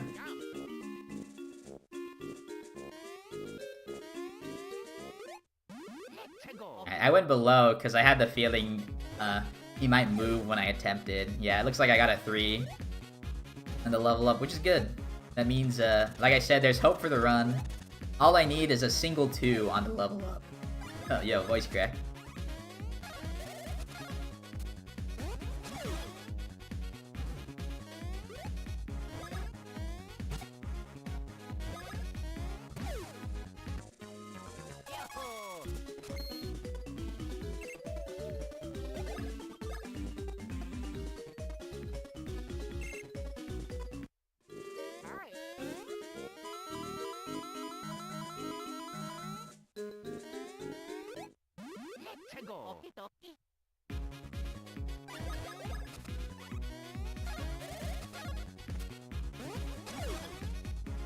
Pikmin is a puzzle game.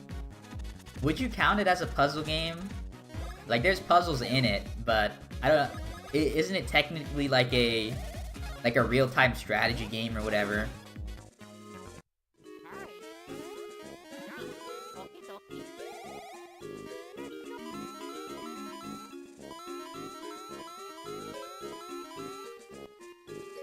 Like how there's puzzles in this game, but it's like an RPG. I don't know if Pikmin is necessarily a full-on puzzle game, you know? Like the only puzzle game that comes to mind is like Professor Layton, but I've also never played any of the Professor Layton games. So I don't know if they're actually puzzle games.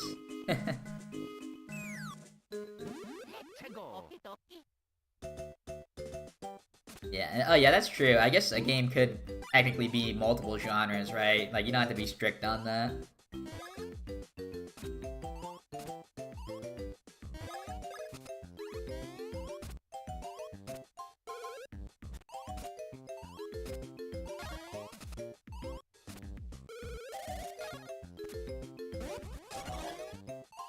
Yeah, I've still yet to finish a Pikmin game. I had Pikmin 1 for the Wii, but I think I would have more fun with a GameCube controller over a Wii remote. Probably, like, motion controls are probably a little bit difficult for me to get, like, especially in a game where, like, Pikmin, like, you have to aim. Like, that's a big part of the game. I feel like I'm, like, too much of a perfectionist to try and deal with Wii remote accuracy. Like, I would try and be, like, perfect every time, like, and do, like, pinpoint accuracy aiming.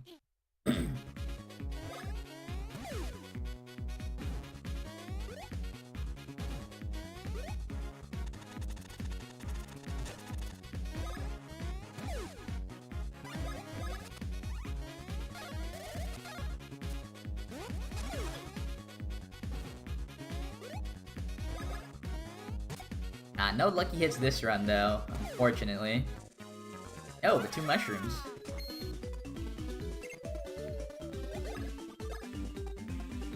Ah, double 2 into 1. You know, this is the 3rd run in a row I get. This is the 3rd run in a row that I'm getting a 3 on level 2. Please just get another 2. Like, I have so many chances and such a high chance of getting good power. It would suck to have this run lose again.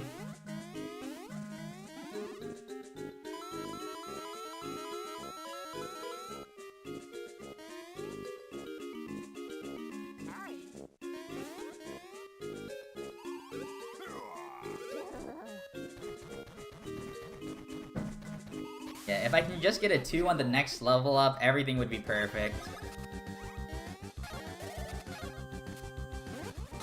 Yo, you're going into the cannon now. Nice.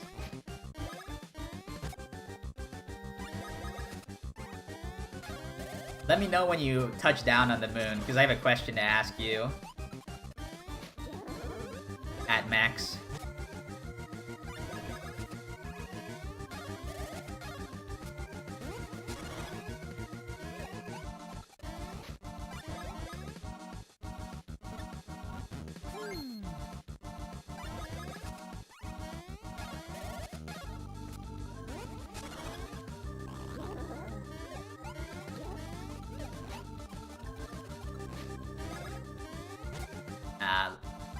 Lucky hitless run. Feels bad.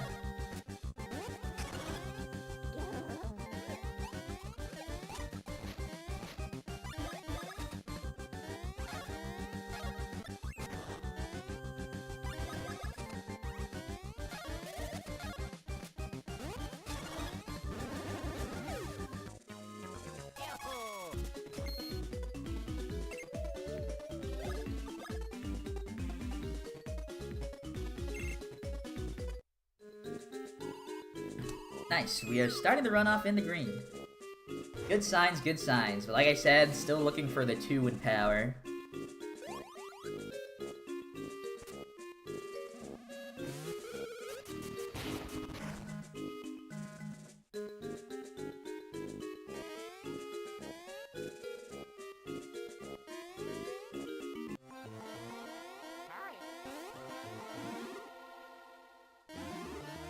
Number 1.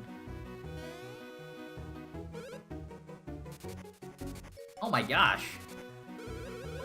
The Boogie 2988 documentary is not a family friendly documentary. I just saw like the craziest scene. I did not expect that to pop up.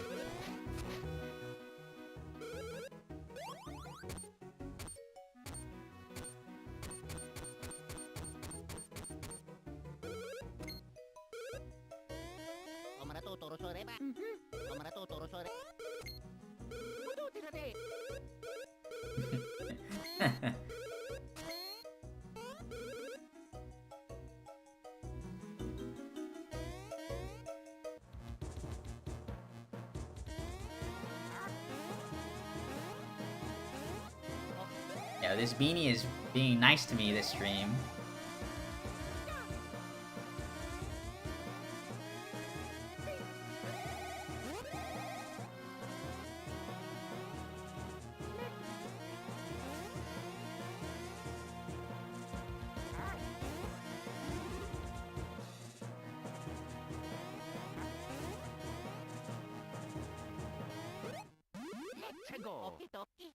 Right.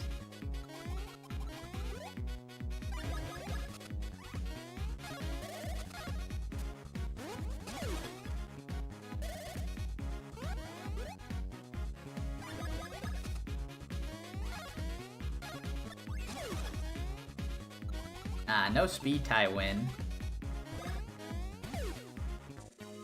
Oh, and a mushroom though, so we can save a little bit of time with that extra one. Give me that 2, please. A double 1 on that level 2? Shoot. Oh, please don't happen again. I will be so sad. It's very rare that you get the same number happening in a row. Shoot. Okay. I've been having trouble with this, like in my earlier practice, I was doing it, like, perfectly, like, multiple times in a row. But during stream, or during runs, I've been having trouble getting that correct angle. Unlucky. Yeah, 100 streams coming soon. I think this is stream, like, 90-something. I mean, it's definitely 90-something, but 90 what is the question.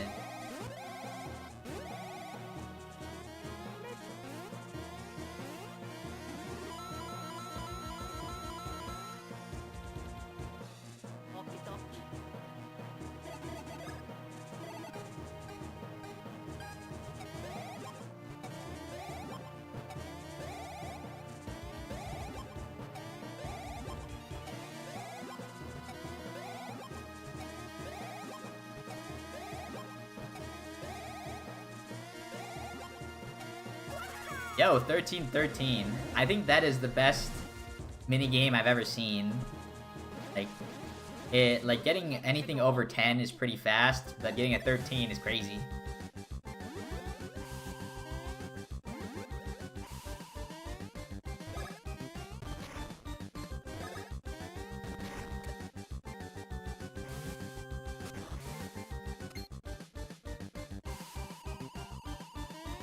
Yo, what's up, Ike? Thank you for the good luck. Is this run valid? Currently, it is. But I've been getting pretty wrecked by power luck this entire stream, and this run is no exception. I have one more level up where I need to get at least a 2, Otherwise, the run will end up being invalid. I'll have to rewind to get the 2.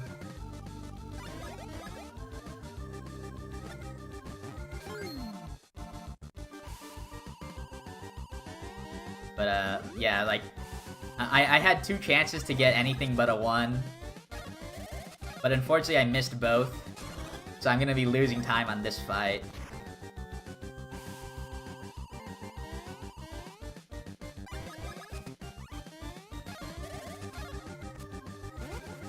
Last run of the night? Yeah, probably. Unfortunately, this is gonna be it.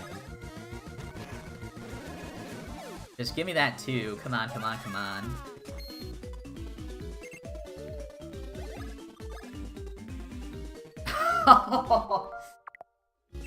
Oh, God.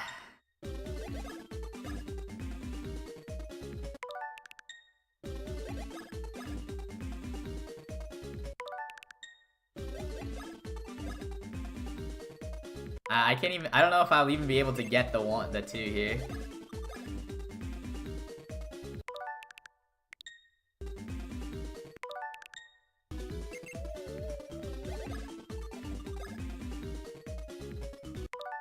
Like, it's really surprising if this is the only 2 on the level up wheel, considering I've gotten all 1s the past 2 level ups.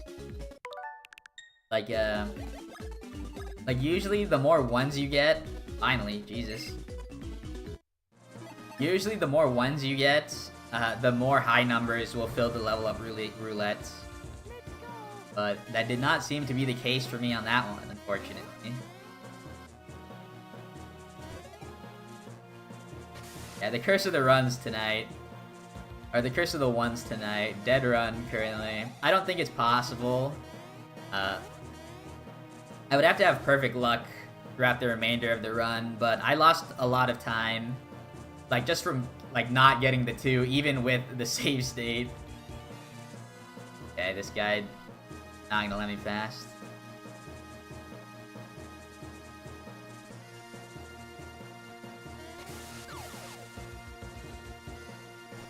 Yeah, Night of the Living Ones.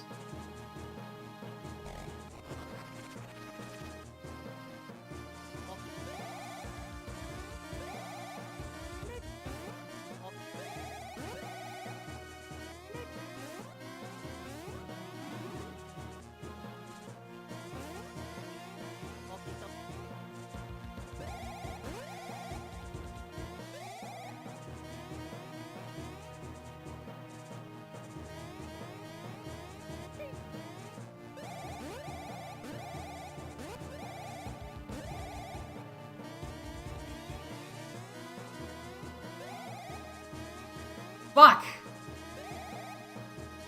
Alright, well. If that wasn't,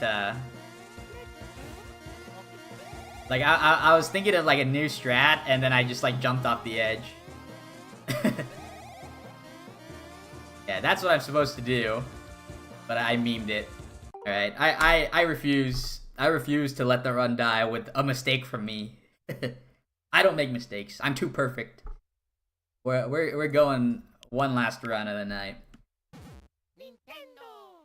Unfortunately, like, since I'm doing a late last run of the night, I don't think I'm going to finish it if it dies. So let's just hope for good luck, and then we can get world record. This is the run, surely. The God run, yeah. This one-time God does sign of the cross, kisses fingers.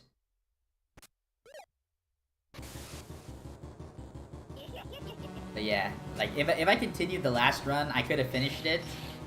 But when I'm doing salty runbacks, I usually don't like to finish them. I just like to keep going. And then if it dies, like, that'll be it. Yo, Wendy's. I do think Wendy's is a high-tier fast food restaurant. Like, I think it's better than the McDonald's and Burger Kings of the world.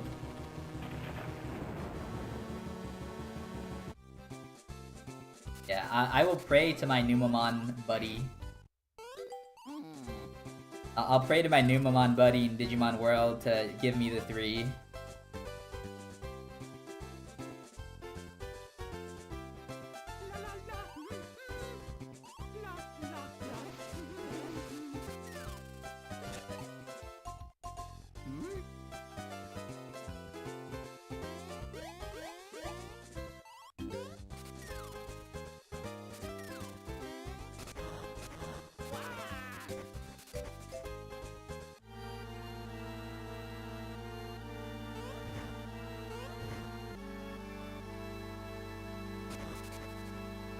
I think I'm actually, if I think about it, I'm probably, I think Numemon is cute because I'm a fan of slime characters. Like, I really like the Dragon Quest slimes as well, and Numemon's kind of like a slime. He's like a little slug.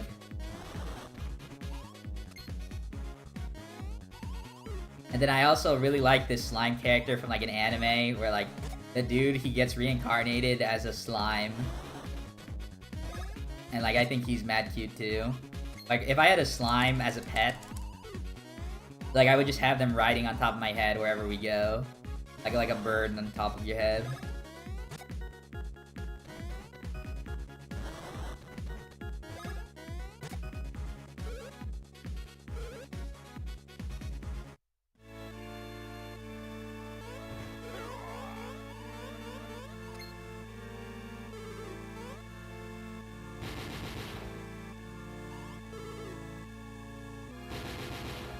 Yeah, Dragon Quest slimes are cute. There's a Dragon Quest game where you actually play as a slime. It's a spin-off called Rocket Slime, or in Japanese it's called Slime Mori Mori. And I really like those games. The first one to be released in America is called Rocket Slime, and it's like it's like both like a adventure-ish game slash tank battles game. And I really loved playing that one as a kid. And it turns out there's like 100 different types of slimes from Dragon Quest, and they're all pretty cool. Have I played Rocket League? It's a car soccer game. I know what Rocket League is, but I've never played it. Like, I'm not really interested in a lot of competitive games. Yeah, the only Rocket game I like is Rocket Slime. Sudaimu Mori Mori. Japanese name for it.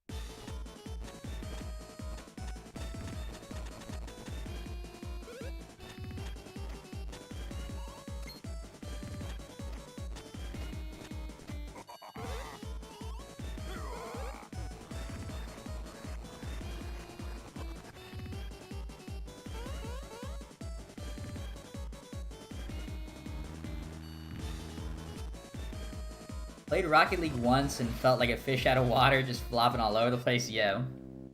Yeah, like, I don't even know how to play it. Like, the only competitive game that I play, aside from speedrunning, which I don't know if I would call it a competitive game, at least in the same aspect as, like, others, since it's usually a one-player game.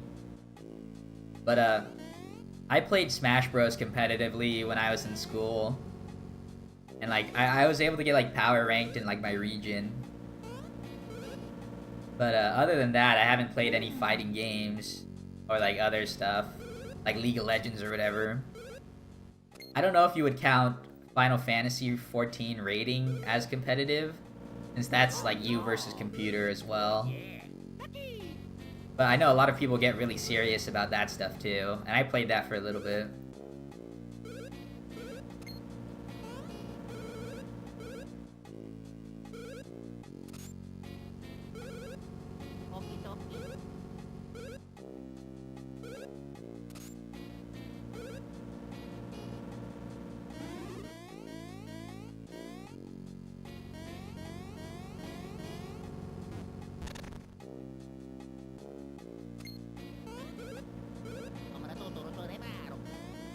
Now's the time to get into high-level competitive Splatoon, yeah. Slime-esque. I was talking about how I'm a slime stan.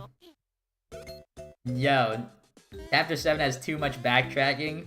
I was waiting to talk to you about it, Max, because you said you're going to the moon already, and I was like, wait a second, did you already find General White? But yeah, Chapter 7 is the biggest backtrack of the entire series, or the entire game. where you have to find General White and you have to go around the world to do it. I don't mind it because I know exactly where General White is, and I know exactly which NPCs you have to talk to continue the story. But it's definitely it takes a long time, especially like since you're backtracking through old chapters, you don't even get to explore a new area. Speedrunning is the best competitive gaming. I mean, it's fun, it's casual, and people don't get salty in speedrunning. So that is one thing. I've definitely dealt with salty Smash players, and salty Final Fantasy players as well. Even though, like, the salty Final Fantasy players, like, who do you have to be salty at besides yourself? Nice, too. Yo, I'm a Nubian pissed right now. Nice, Max. Yeah, my only advice to you, without, like, spoiling it, for the General White hunt, is, like, I think most of the hints that the NPCs give you are pretty obvious or / easy to figure out, but just look for, like, NPCs of note. Like, it's not gonna be a random NPC. Like, it's gonna be, like, some sort of important NPC, or they're gonna be in, like, an important spot. And, General White was also in every area while you were playing the game, so you might have seen him. So if you remember where you saw him in each town, you might be able to, like, easily figure out where to go.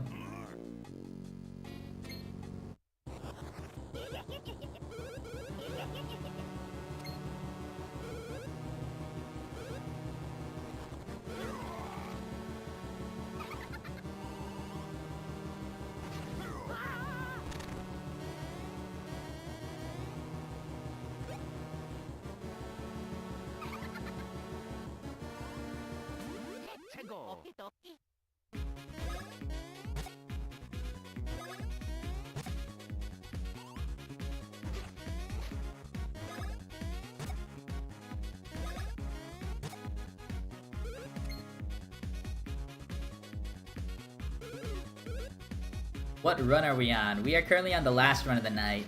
But it's like one of those salty runbacks where the last run of the night ended up dying in a really lame way. So I'm doing the salty runback currently.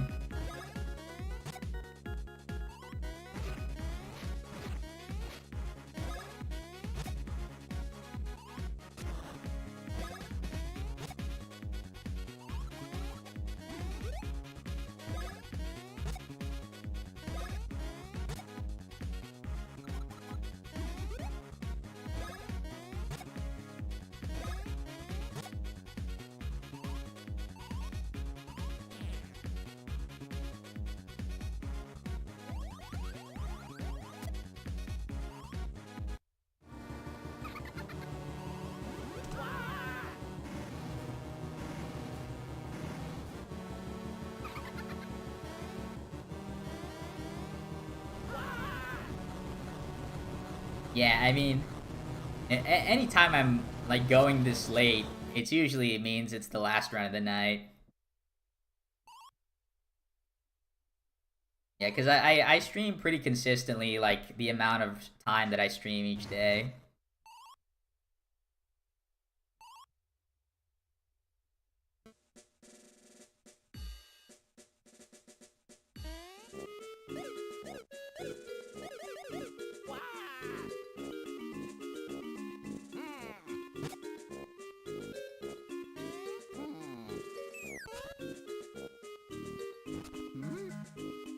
The feeling when I clown myself? Yo, I know that feeling all too well. Happens to me like every other speedrun.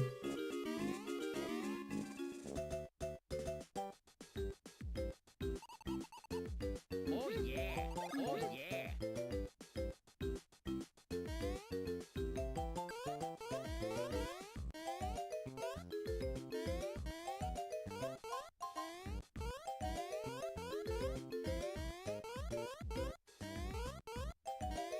I heard TTYD has 2 more playable characters than just Mario. Well, like, TTYD technically has like 8 different partners. So that's a lot more than 2 characters. Unless you're referring to something else, which I don't know.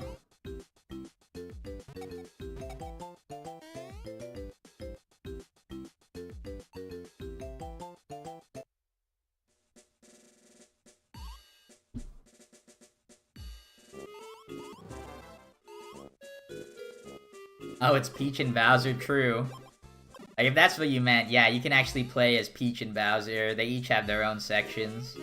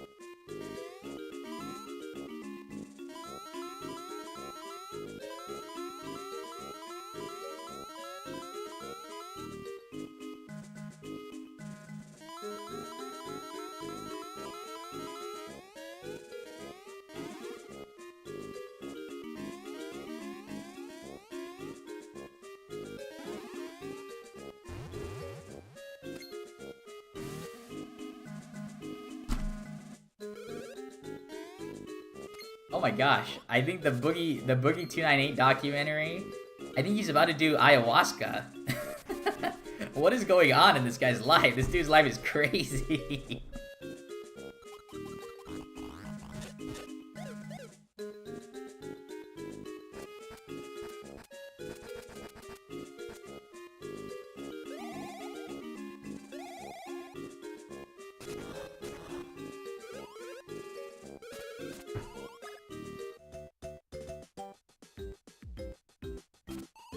You only remember seeing General White in Petalburg? He's in a couple other places. But, so the way the General White hunt works is you talk to the NPC, and then they tell you where to go next. So, like, don't be going off searching in random spots, like one of the Bob-ombs in Far Outpost should have told you where to go next, or where to go first. If you're really stuck, like, if you're really stuck and you're not having fun with that part, I recommend just Googling it. Like, you're not missing much, you're literally just finding him. Like, it's literally just a tour around the world. Oh, how did that not first strike? Well, it's looking like a dead run, boys.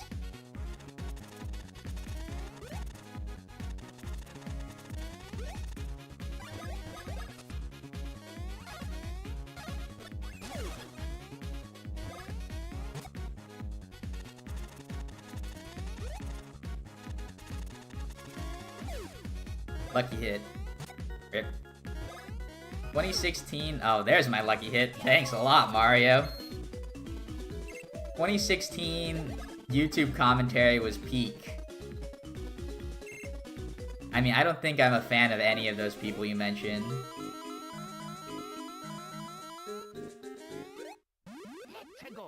Like, I'm pretty sure, like, when I was in high school, like me and all my friends were making fun of every person you just mentioned. Maybe not Pyrocynical. We definitely did not know who Pyrocynical is, considering I don't know who they are now. But I will say one thing about Leafy. Like, I don't think he had good content. Like, I think it was boring. But he did have banger music.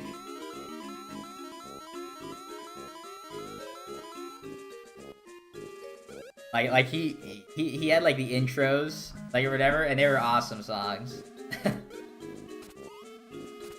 Have I watched Steve Harvey's Family Feud? Yeah, I've watched a little bit of it, but only like clips. I've never like searched it out on TV.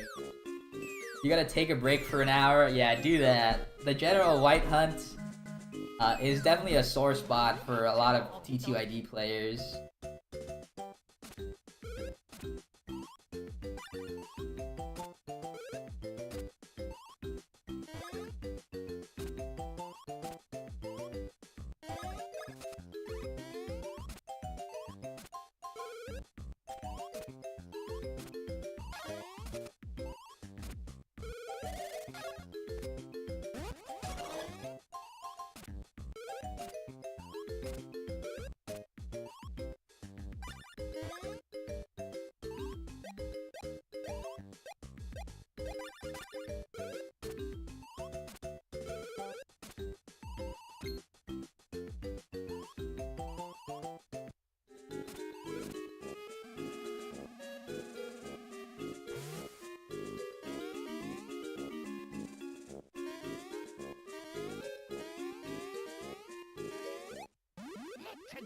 I'm surprised this jump worked, but the previous jump missed the first strike on the first enemy.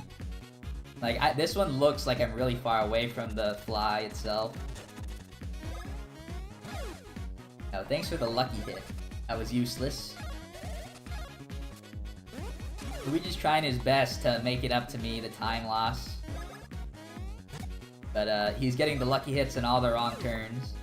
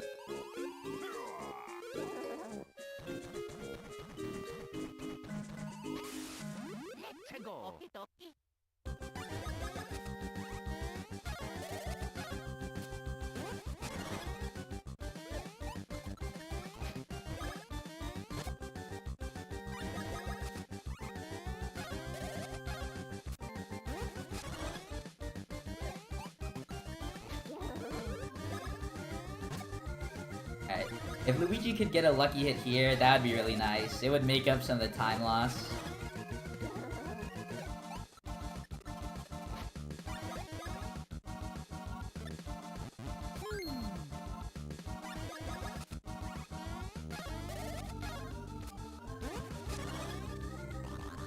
Chapter 7 is worse than 2 just because of the hunt. Yeah, I mean, well, once you complete the hunt, Chapter 7 definitely picks up. Like, a lot of people think that's, like, one of the better chapters. Ugh.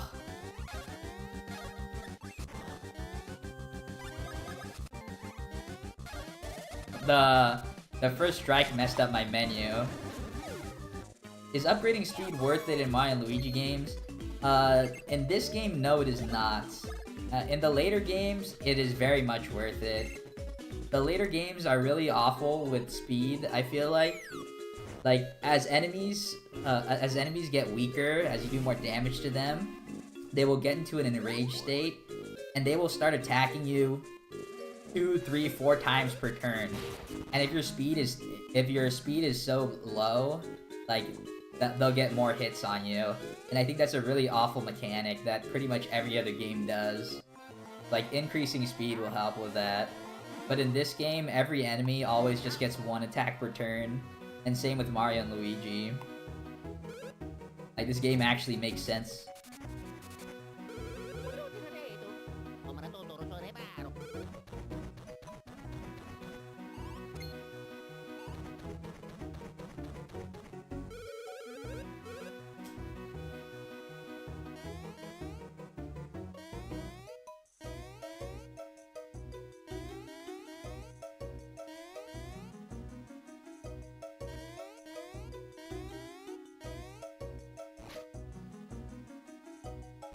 You think Superstar Saga introduced the Enrage system? Well, Cacletta Soul has different phases, right? But there's a very big difference between Enrage and phases. Like, Cacletta's attacks are different, but she doesn't, like, get more attacks. Her speed doesn't increase. She doesn't start doing more damage or anything. Oops. Whereas, like, the Enrage state I'm talking about, all those things happen in the later games. What's up, guy? Why do I like this gameplay better than Bowser's Inside Story, though? Well, I can tell you my opinion, but then you're gonna say my opinion is incorrect, even though it's just an opinion. But I guess I can state it again if you don't want to like argue. Like, I think the pacing in this game is better. There's no lull in the playthrough, which other games do have. We're talking about the battle system currently, where we're talking about the Enrage system. The Enrage system in other games, I think, is not very well balanced and really annoying. I think this game looks better, like, sprites-wise. I think the story is better.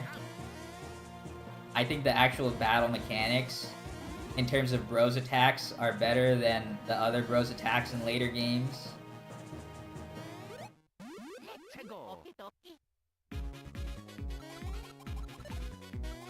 Yeah, what's up, Waluigi?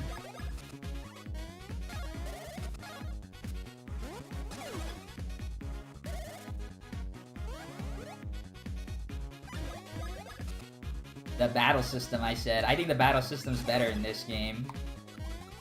No speed tie. Win. Alright, all I need is a 2, guys. Surely. Oh my god, we did it.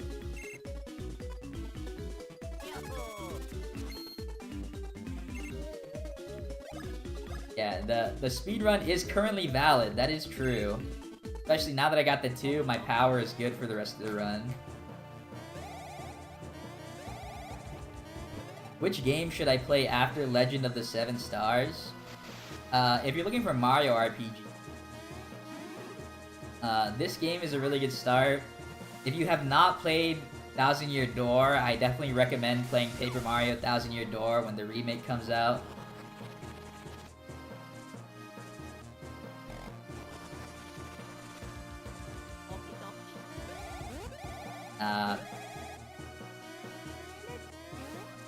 I mean, just because there's not a lot of Bowser gameplay doesn't mean that Bowser's gameplay is like good or anything. I definitely complained about Bowser's movement on the overworld.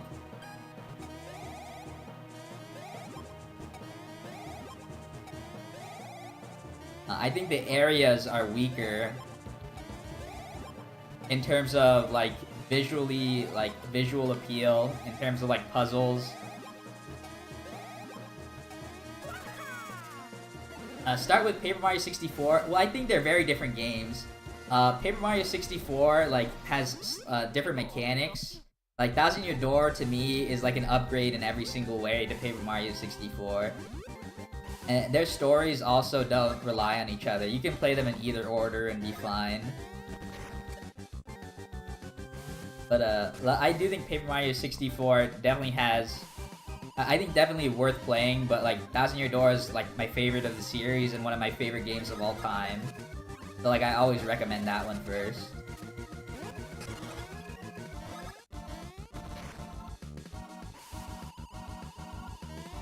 Mario and Luigi move slowly as well in that game.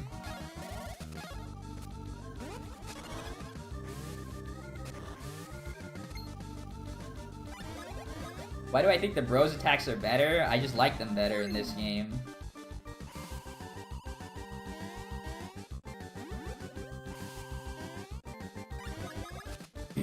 Like they're all different and have like there's only 4 of them, but they all have different attributes. Whereas like a lot of Bros attacks in the later games invalidate previous Bros attack. Like they're just stronger versions of them. So there's no need to use any of them.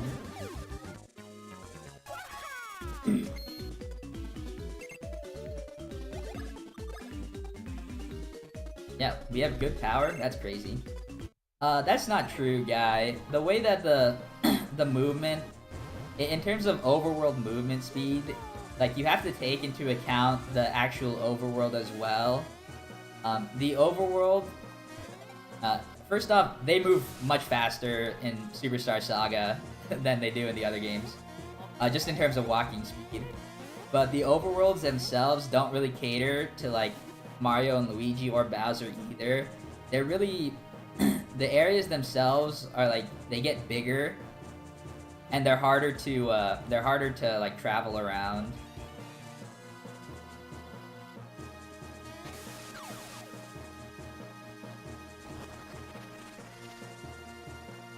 Don't think you're gonna get a chance, feels bad. Yeah, I mean, playing the original or the remake would be good.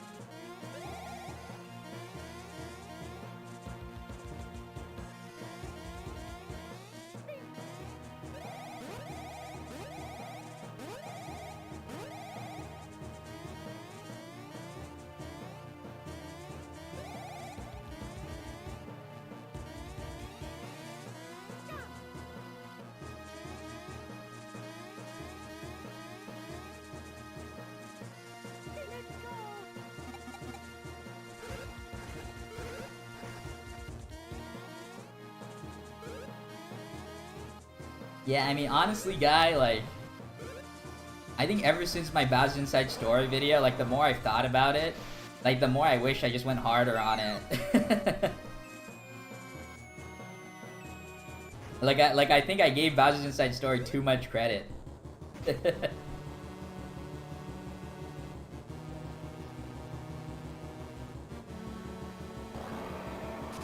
I'll definitely do a redux of, like, the entire series at some point. Like, those are my first videos. So, like, I was still learning how to make videos and stuff. Which I still am to this day, but...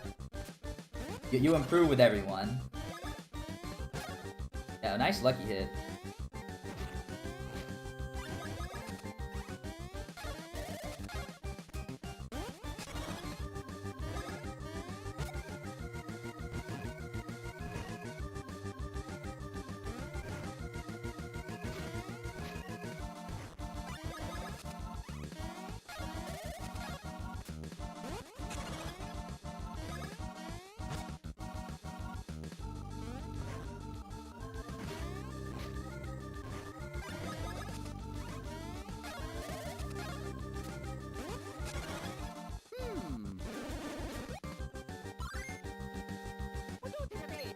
Oh yeah.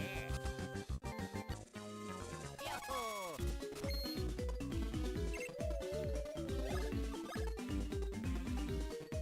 Nice. I'm not gonna lie, I don't know how many mushrooms I have. I chose just to skip the top mushrooms at the very end. But I don't remember. I think I was confusing my mushroom count with the last run. So I think I might be a little bit low, but having really good stash is pretty high. Oh yeah, we were talking about Thousand Year Door, but this is definitely a great game to play as well. Like, if you like any of the Mario RPGs, like, this one is a good pick as well.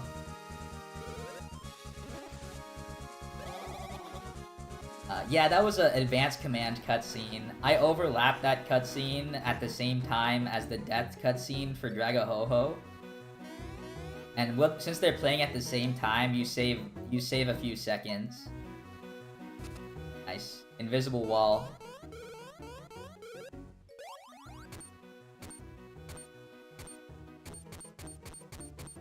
What do you mean? That's a crazy take. Like, I think the story of a game is really important to the gameplay. Like, specifically in an RPG.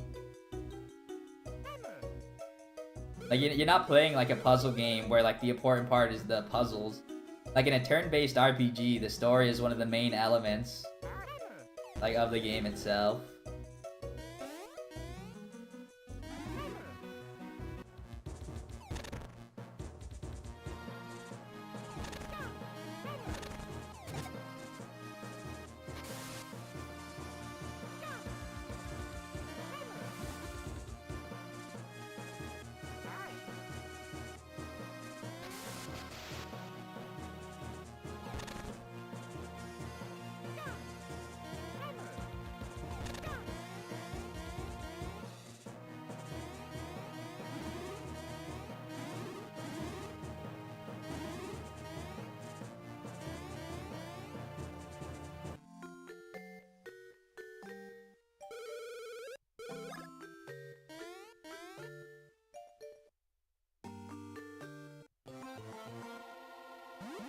Yeah, but I think that's gonna be it for my Bowser's Inside Story.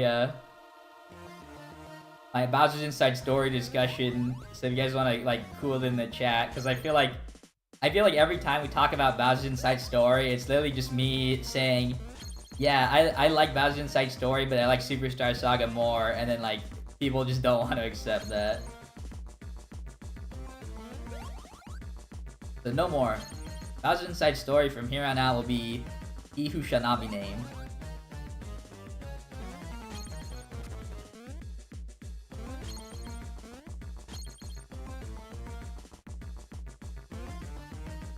Oh, I missed my battery.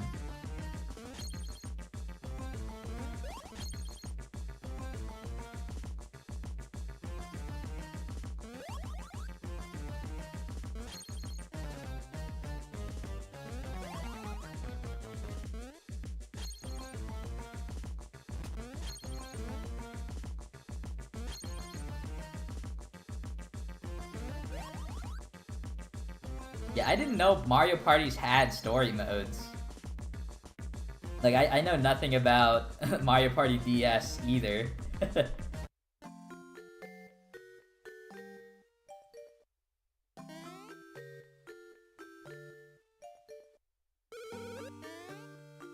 Yeah, I'm glad we agree. It's okay to like this game more.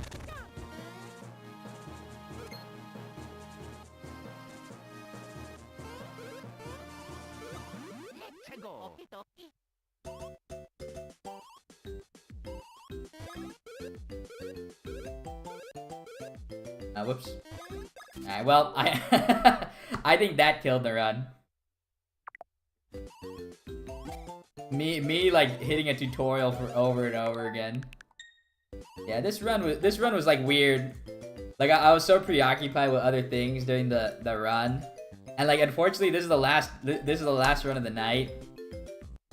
And like I finally got decent power, but like I was so preoccupied, and that combined with like me getting pranked by the first enemy, and it didn't really like just get off its feet, I feel like.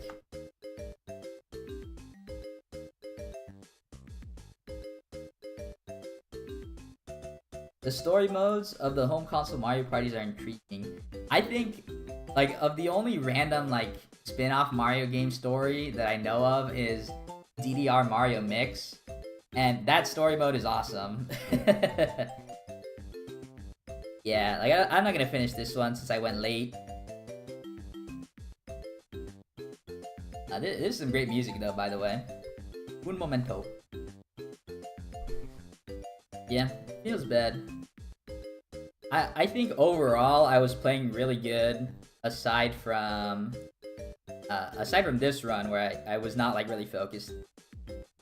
But yeah, I think I'm gonna head out already. As always, I say goodnight to my YouTube chat first. So at YouTube chat, TYTY for watching. Have a good night.